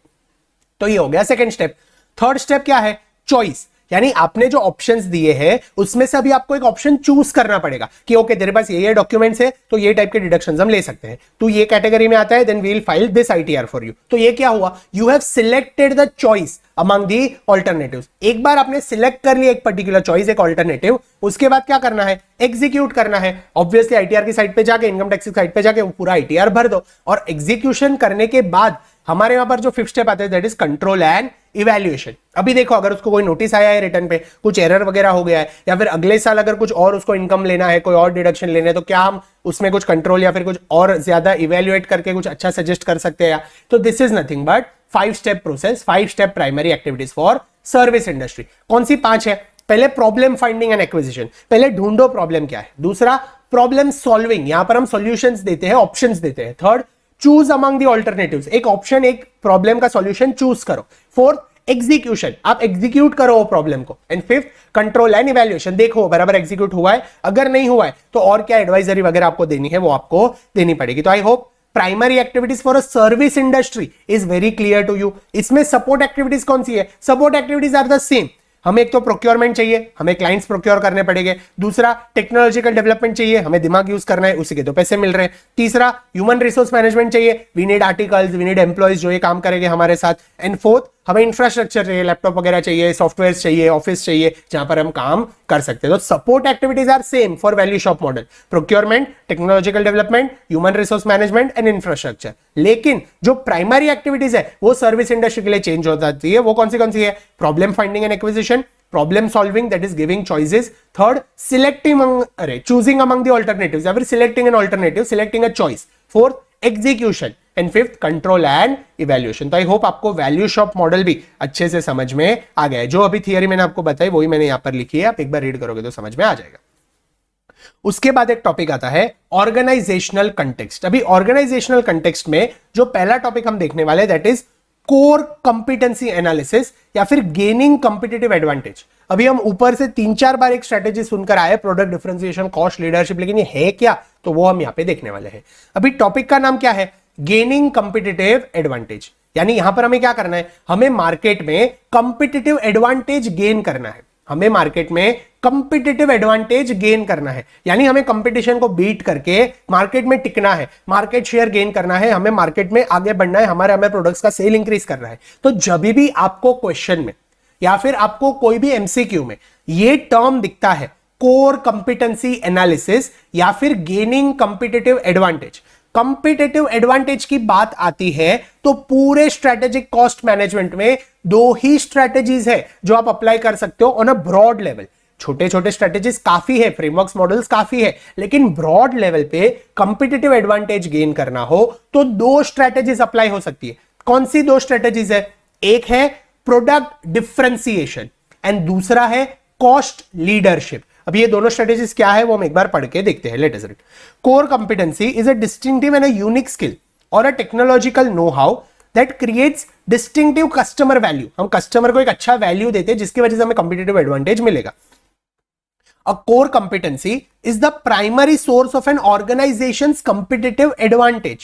The competitive advantage could result from cost leadership और product differentiation, जो मैंने आपको बताया कि अगर competitive advantage gain करना है तो आपको cost leadership achieve करनी पड़ेगी और product differentiation achieve करना पड़ेगा। In order to survive and prosper in the industry, forms must meet these 2 criteria. अगर आपको इंडस्ट्री में टिकना है, प्रॉस्पर होना है, तो ये 2 क्राइटेरिया आपको फॉलो करने पड़ेंगे। एक है they must supply what customer wants to buy, पहले तो आप वो सप्लाई करो जो कस्टमर को खरीदना है, एंड दूसरा दे मस्ट सर्वाइव कंपटीशन, उन्हें कंपटीशन सर्वाइव करनी पड़ेगी। यानी एक तो कस्टमर का एनालिसिस करो, उनके रिक्वायरमेंट्स को समझो और उन्हें जो चाहिए वो आप प्रोवाइड करो, और दूसरा आपको कंपटीशन सर्वाइव करनी है। अभी ये दोनों चीज अगर आपको अचीव करनी है तो आपके पास दो स्ट्रेटेजीज है, जैसे मैंने आपको कहा, एक है कॉस्ट लीडरशिप एंड दूसरा है प्रोडक्ट डिफरेंशिएशन। अभी ये कॉस्ट लीडरशिप अगर आपको समझना है तो कॉस्ट लीडरशिप के लिए बेस्ट एग्जांपल है हमारे अंबानी भाई का जियो।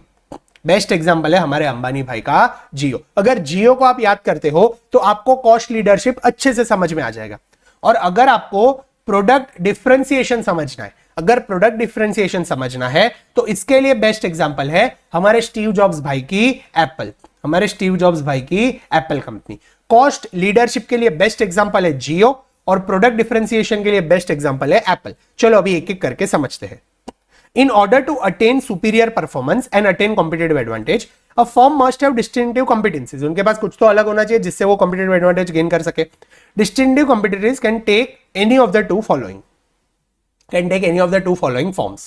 पहला है differentiation advantage, यानी product differentiation. इसके लिए बेस्ट एग्जांपल क्या है? Apple. What is product differentiation? Product differentiation का मतलब है आप सबसे अच्छा बेचो, आप सबसे अच्छा बेचो, डिफरेंट प्रोडक्ट को डिफरेंट बनाओ, प्रोडक्ट डिफरेंशिएशन, सबसे अच्छा बेचो, प्रीमियम क्वालिटी का, सुपीरियर क्वालिटी का, बेस्ट क्वालिटी के प्रोडक्ट्स बेचो। That is nothing but a product differentiation. अगर आप प्रोडक्ट डिफरेंशिएशन करते हो तो कस्टमर्स आपको प्रीमियम प्राइस देने के लिए भी रेडी रहेंगे। इफ कस्टमर परसीव्स प्रोडक्ट और service as superior, they will become willing to pay more premium price relative to price that they will have to pay to the competitive। अगर आपका product सबसे अच्छा है, आपका प्रोडक्ट सबसे अच्छा है तो आपको लोग प्रीमियम प्राइस देने के लिए भी रेडी रहेंगे। तो प्रोडक्ट डिफरेंशिएशन क्या है? प्रोडक्ट डिफरेंशिएशन मतलब आपका प्रोडक्ट सबसे अच्छा होना चाहिए, प्रीमियम क्वालिटी का होना चाहिए। Customer should perceive your product to be of premium quality, तो वो आपको प्रीमियम प्राइस भी देगा। कॉस्ट लीडरशिप क्या है? It is nothing but low cost advantage. Product differentiation में प्रोडक्ट अच्छा बेचना है, लो कॉस्ट एडवांटेज में क्या करना है? लो कॉस्ट एडवांटेज में आपको प्रोडक्ट सस्ता बेचना है, जितना हो सके उतना सस्ता बेचो। जियो ने क्या किया? इसका बेस्ट एग्जांपल है जियो। जियो ने क्या किया? उसने जब इंटरनेट लॉन्च किया तभी सबको फ्री में बांटा। पहले हमें 300 रुपए में 1 GB इंटरनेट मिल रहा था और जियो ने इतना फ्री में दिया, वोडाफोन आइडिया दोनों की बुरी तरह से वो लोग ने लगा दी और वोडाफोन आइडिया सबको अपने जो रेट्स है वो एकदम कम करने पड़े और रेट्स एकदम कम करने के बाद अभी जियो, वोडाफोन आइडिया सब इक्वल लेवल पे चार्ज करते हैं। और आज से कुछ 7-8 साल पहले आप सोचो तो जब भी हम इंटरनेट यूज कर रहे थे, 7-8 साल भी नहीं, आई थिंक 6-7 साल पहले, तभी क्या हो रहा था? हम ऐसे क्या करते थे, किसी को मैसेज करना है, डेटा स्टार्ट किया, मैसेज किया, तुरंत डेटा बंद कर देते। क्यों? क्योंकि 1 महीने के लिए हमें 1 GB यूज करने को मिलता था। लेकिन अंबानी भाई की कृपा हम सब पर इतनी बनी, उन्होंने ये लो कॉस्ट एडवांटेज स्ट्रेटेजी को इतना यूज किया, कॉस्ट लीडरशिप स्ट्रेटेजी अप्लाई करके मार्केट में ऐसे पेनिट्रेट किया कि एक जमाने में जब हमें 1 मंथ के लिए 1 GB मिलता था, अभी हमें पर डे 1.5 और 2 GB मिल रहा है। आई एम श्योर आप में से 95% लोग ऐसे हैं जिनका जो प्लान है मोबाइल का that is 1.5 GB per day या फिर 2 GB पर डे। सोचो यानी कितना डिफरेंस आ गया। और तभी हम जितना पैसा पे करते थे उतना अभी 1-1.5 महीने के लिए पे कर रहे। तो ये क्या है? जियो ने कॉस्ट लीडरशिप स्ट्रेटेजी अप्लाई की, मार्केट में पेनिट्रेट करने के लिए हो सके उतना सस्ता बेचो। तो प्रोडक्ट डिफरेंशिएशन क्या है? सबसे अच्छा बेचो। एंड कॉस्ट लीडरशिप क्या है? सबसे सस्ता बेचो। आई होप आपको क्लियर है, इजी, सिंपल, मीनिंग समझ में आ गया। तो आगे आपको एग्जांपल्स भी अच्छे से समझ में आ जाएंगे। 2 एग्जांपल याद करने, अंबानी भाई को और स्टीव जॉब्स भाई को। प्रोडक्ट डिफरेंशिएशन इन एप्पल कंपनी, प्रोडक्ट डिफरेंशिएशन मतलब सबसे अच्छा बेचो। अगर आप सबसे अच्छा बेच रहे हो तो लोग आपको प्रीमियम प्राइस भी देंगे। कॉस्ट लीडरशिप क्या है? सबसे सस्ता बेचो, हो सके उतना कम प्राइस पे बेचो, so that you can penetrate in the market and gain the large market share. Product differentiation सबसे अच्छा बेचो, कॉस्ट लीडरशिप सबसे सस्ता बेचो। आगे बढ़ते हैं। Product differentiation strategy can be achieved by adopting following techniques. कौन सी टेक्निक्स आप अप्लाई कर सकते हो? एक तो सुपीरियर क्वालिटी प्रोडक्ट्स, आपके जो प्रोडक्ट है ना वो कंपटीटर से बेस्ट क्वालिटी के होने चाहिए। जैसे एप्पल के प्रोडक्ट्स है, ना तो हैंग होते हैं, ना तो अटकते हैं, ना तो उसमें कोई डिफेक्ट्स वगैरह ज्यादा आती है, वर्सेस बाकी सारे फोन्स में कई बार आ जाती है डिफेक्ट्स, हैंग होने लगते हैं। लेकिन एप्पल के प्रोडक्ट्स ऐसे के ऐसे रहते हैं। क्यों? बिकॉज दे हैव एंश्योर्ड कि भाई हम प्रोडक्ट डिफरेंशिएशन अप्लाई कर रहे हैं तो सुपीरियर क्वालिटी के प्रोडक्ट्स है। दूसरा, सुपीरियर इनोवेशन, कुछ अच्छा इनोवेशन, नए नए फीचर्स लेके आओ। जैसे एप्पल ने अभी एआई आई थिंक इंटीग्रेट किया है, फिर उनके जो डिवाइसेस है वो सारे ऑटोमेटिकली कनेक्टेबल है। यानी अगर आपके पास मैकबुक है, एप्पल का आईपैड है, स्मार्ट वॉच है, तो एयर ड्रॉप वगैरह, आई थिंक वो सारे features, I don't use Apple, but वो एयर ड्रॉप वगैरह जो फीचर्स है उससे क्या होता है, सारे डिवाइस ऑटोमेटिकली कनेक्टेड है। इसमें कुछ आता है वो ऑटोमेटिकली आपके दूसरे डिवाइस में आता है। तो ये क्या है, सुपीरियर इनोवेशन।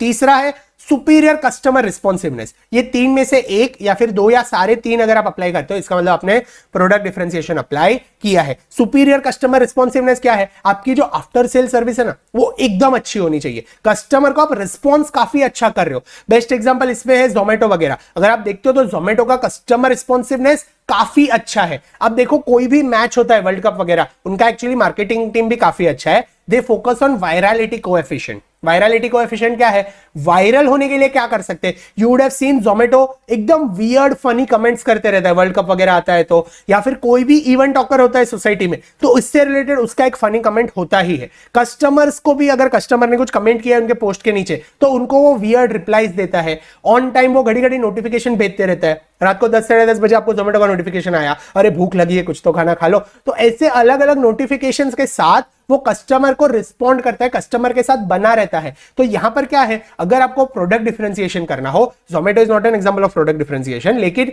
ये तो मैं आपको सिर्फ बोल रहा हूं कि कस्टमर रिस्पॉन्सिवनेस उनका काफी अच्छा है। लेकिन अगर आपको प्रोडक्ट डिफरेंशिएशन करना है तो कस्टमर रिस्पॉन्सिवनेस में दो चीज आती है। एक तो कस्टमर के साथ आपका कनेक्शन बिल्ड करो, एंड दूसरा आफ्टर सेल सर्विस आपकी इतनी अच्छी रखो कि शायद आपके प्रोडक्ट में एक आध दो डिफेक्ट आ जाता है तो तुरंत वो लोग आपको रिप्लेस करके देते हैं। अगर आफ्टर सेल सर्विस आपकी अच्छी है तो भी आपका product will be considered as a superior product. तो प्रोडक्ट डिफरेंशिएशन के लिए तीन कैरेक्टरिस्टिक्स है, superior quality, superior innovation and superior customer responsiveness. वैसे ही लो कॉस्ट एडवांटेज या फिर कॉस्ट लीडरशिप, आपको कॉस्ट में लीडर बनना है, सबसे सस्ता बेचना है। अगर सबसे सस्ता बेचना है तो उसमें उसके कैरेक्टरिस्टिक्स कौन से रहेंगे, एक तो charge a lower price than the competitor for its products and services in order to gain market share and still maintain current profitability। एक आप क्या कर सकते हो, आप कस्टमर से कम प्राइस में चार्ज करो सो दैट आपको ज्यादा से ज्यादा मार्केट शेयर मिले और आपकी प्रॉफिटेबिलिटी बनी रहे।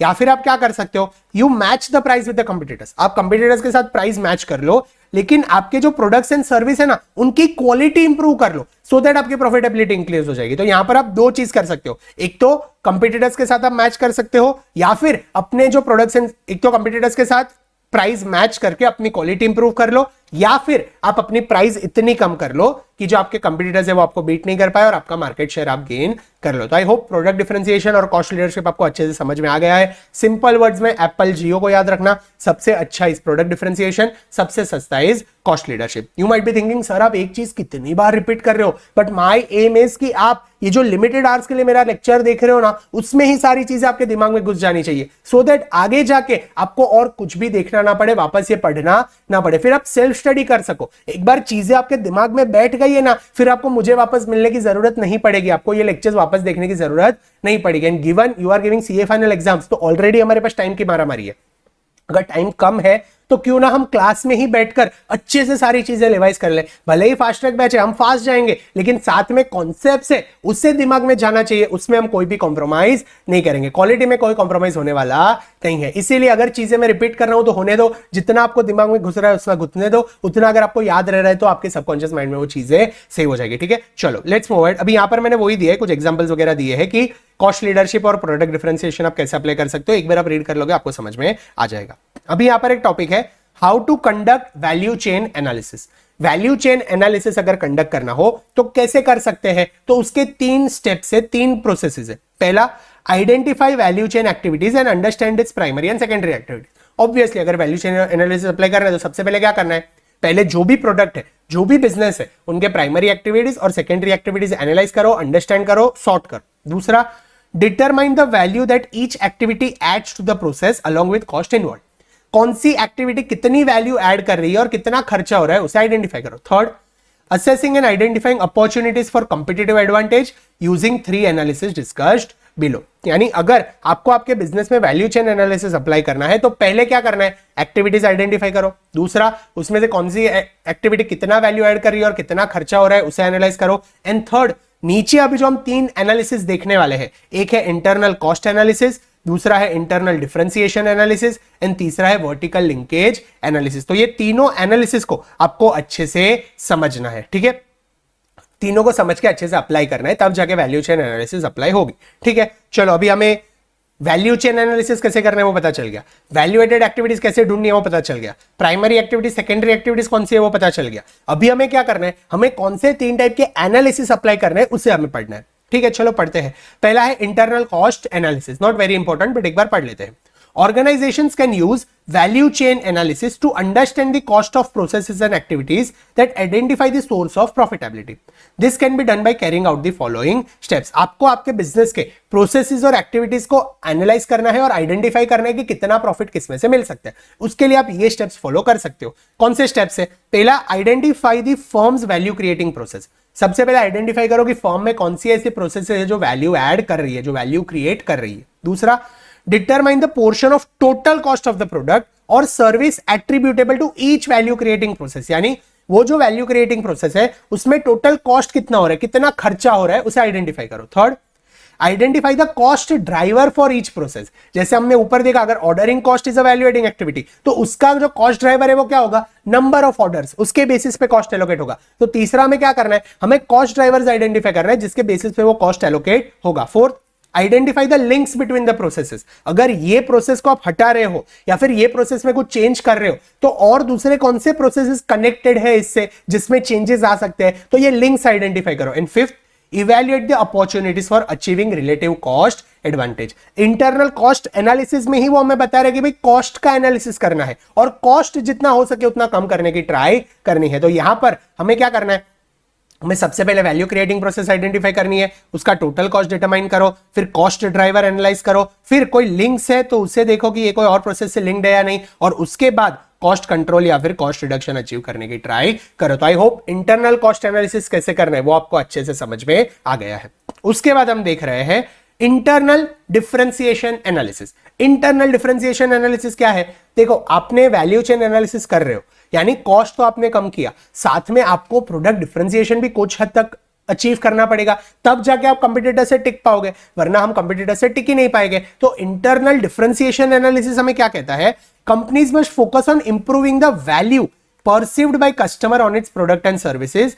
It's steps are as follows. कौन से स्टेप्स है to achieve internal differentiation analysis? पहला, identify customers value creating process, जो वहां पर था सेम, कौन सी प्रोसेस है जो वैल्यू एड कर रही है वो पहले आइडेंटिफाई करो। दूसरा, evaluate differentiation strategies for enhancing customer value. Customer की वैल्यू अगर एनालाइज करनी हो तो कौन से ऐसे प्रोसेस है जो अप्लाई कर सकते हो, कौन से इनोवेशंस आप ला सकते हो, उसका एनालिसिस करो। And third, determine the best sustainable and suitable differentiation strategy. जो भी अच्छी सस्टेनेबल और सूटेबल स्ट्रेटजी है उसे आप अप्लाई करने की ट्राई करो। तो आई होप ये जो इंटरनल डिफरेंशिएशन एनालिसिस है वो भी आपको अच्छे से समझ में आ गया है। दोनों सिंपल थे, internal cost and internal differentiation इतने कोई ज्यादा इंपॉर्टेंट नहीं थे। लेकिन जो थर्ड एनालिसिस है that is very important analysis. जो थर्ड एनालिसिस है वो काफी इंपॉर्टेंट एनालिसिस है। It is vertical linkage analysis.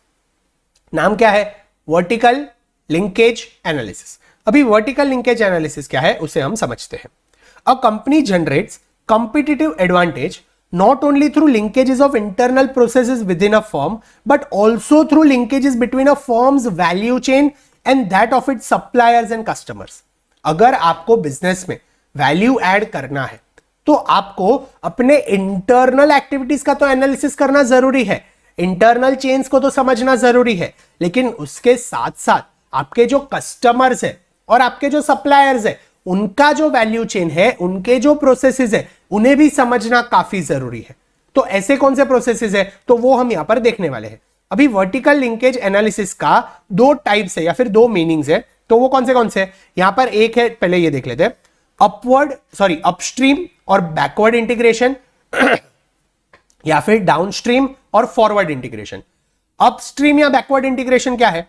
Acquisition of supplier और integration with supplier value chain. And downstream और फॉरवर्ड इंटीग्रेशन क्या है? एक्विजिशन ऑफ कस्टमर या फिर integration of customers value chain. इसे हम एग्जांपल के साथ समझते हैं। चलो, हम है कंपनी ए।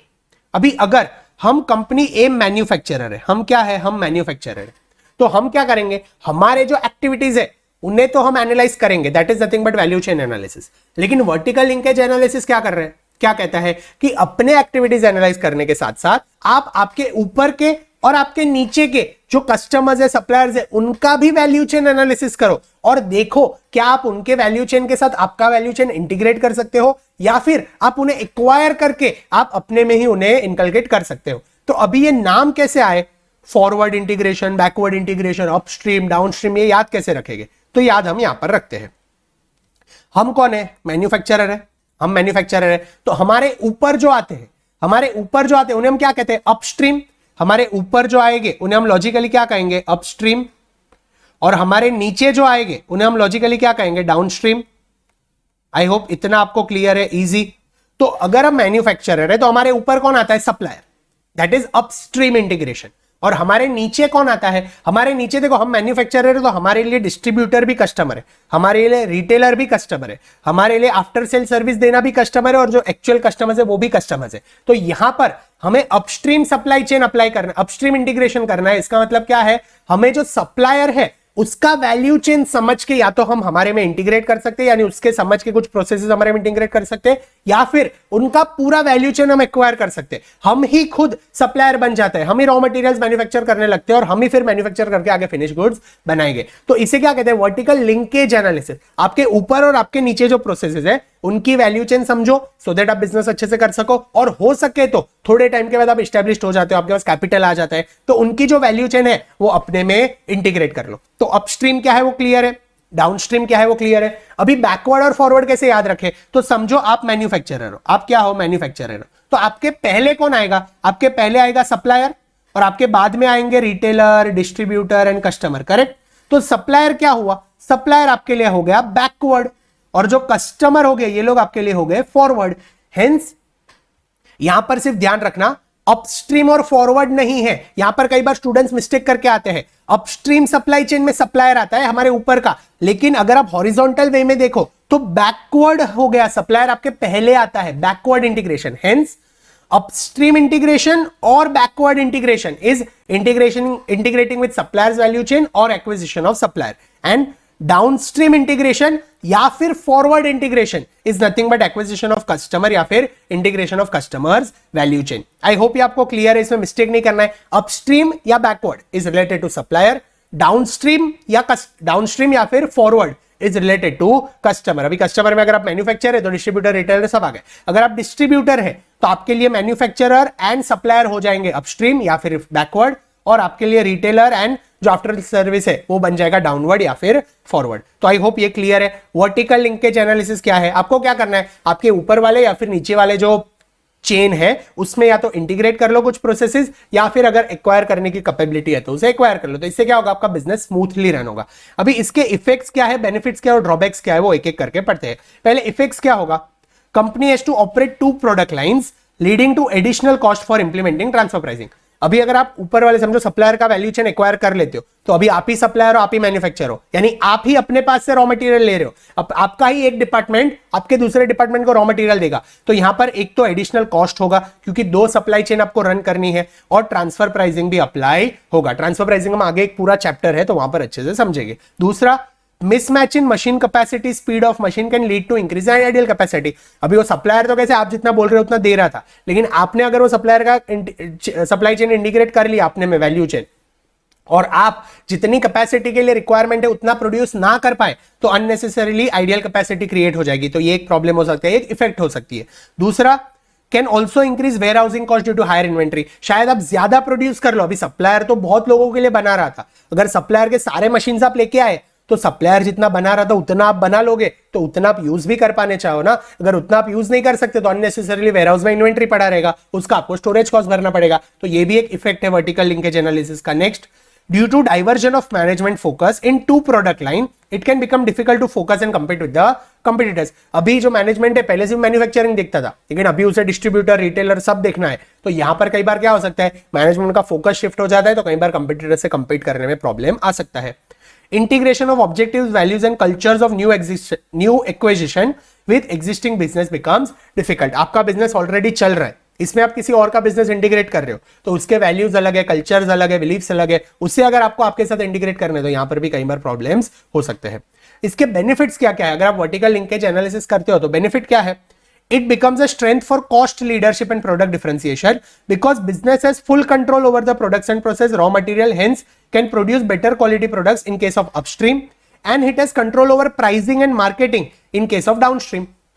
अगर आप सप्लायर को इंटीग्रेट कर लेते हो अपने में, तो अभी आपको एग्जैक्टली पता है कि कैसे क्वालिटी के प्रोडक्ट्स बनेंगे, तो आप प्रोडक्ट डिफरेंशिएशन अचीव कर सकते हो. और अगर आप डिस्ट्रीब्यूटर रिटेलर को एक्वायर कर लेते हो, तो अभी क्या होगा, आप थोड़ी डिस्ट्रीब्यूटर रिटेलर रखोगे, आप सीधा आपके वेयरहाउस, आपके जो फैक्ट्री है उसी में से कस्टमर्स को बेचने लगोगे. तो अगर आपने नीचे के सारे चेन एक्वायर कर लिए हैं, तो आप कॉस्ट लीडरशिप अप्लाई कर सकते हो. जो डिस्ट्रीब्यूटर मार्जिन है वो कम हो जाएगा. जो आपका रिटेलर, डिस्ट्रीब्यूटर, होलसेलर, ये लोग सब मार्जिन खा रहे थे, वो अभी नहीं खाएंगे, तो आप सीधा कम प्राइस पे बेच सकते हो, सो दैट आप कंपटीटर्स को बीट कर सको. तो ये एडवांटेजेस भी है कि अगर आप वर्टिकल लिंकेज एनालिसिस करते हो, नीचे वाली चेन या फिर ऊपर वाली चेन को अपने में इंटीग्रेट करते हो, तो आप बेटर क्वालिटी प्रोडक्ट्स भी प्रोड्यूस कर सकते हो if you want to achieve product differentiation. या फिर आपको कॉस्ट लीडरशिप अचीव करना है, तो अगर होलसेलर, डिस्ट्रीब्यूटर निकल गए, तो उनके जो प्रॉफिट मार्जिन है वो आप रख सकते हो. तो या तो आप प्राइस कम कर लो या फिर आप ज्यादा प्रॉफिट अर्न कर सकते हो. Since it will reach consumer directly, it has direct access and easy access to customer data which helps to understand customer satisfaction.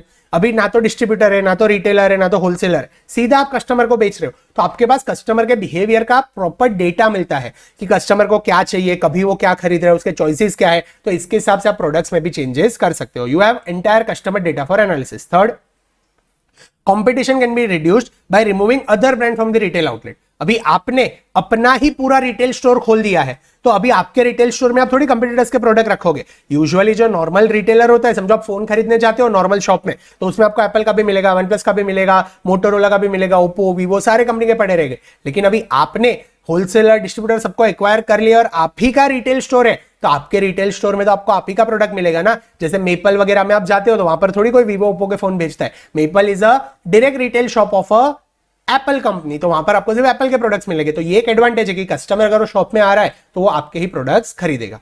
इसके ड्रॉबैक्स क्या है, जो ऊपर हमने देखा ना कि हमारे ही प्रोडक्ट्स रखेंगे, उसी का एक ड्रॉबैक है.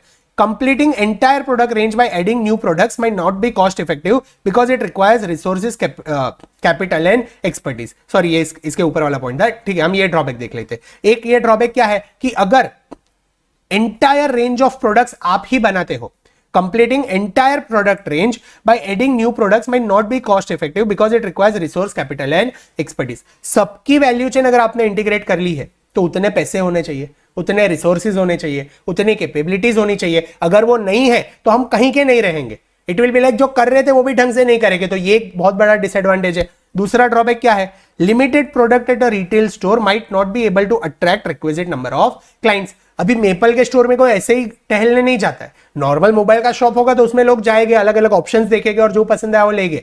लेकिन मेपल के स्टोर में कोई कभी जाएगा जब भी वो प्रोडक्ट उसको चाहिए तभी जाएगा. इसीलिए अगर आपने सिर्फ आपके प्रोडक्ट का व्हाट वी कॉल शॉप खोल दिया है, रिटेल स्टोर, तो वहां पर देयर आर चांसेस कि उन्हें अलग अलग चॉइसेस नहीं मिलेगी, और चॉइसेस नहीं मिलती है तो कई बार कस्टमर्स वहां पर आए ही नहीं. तो ये एक डिसएडवांटेज हो सकता है. और एक डिसएडवांटेज क्या है, it is high operational risk as managing retail chain will open another line of business.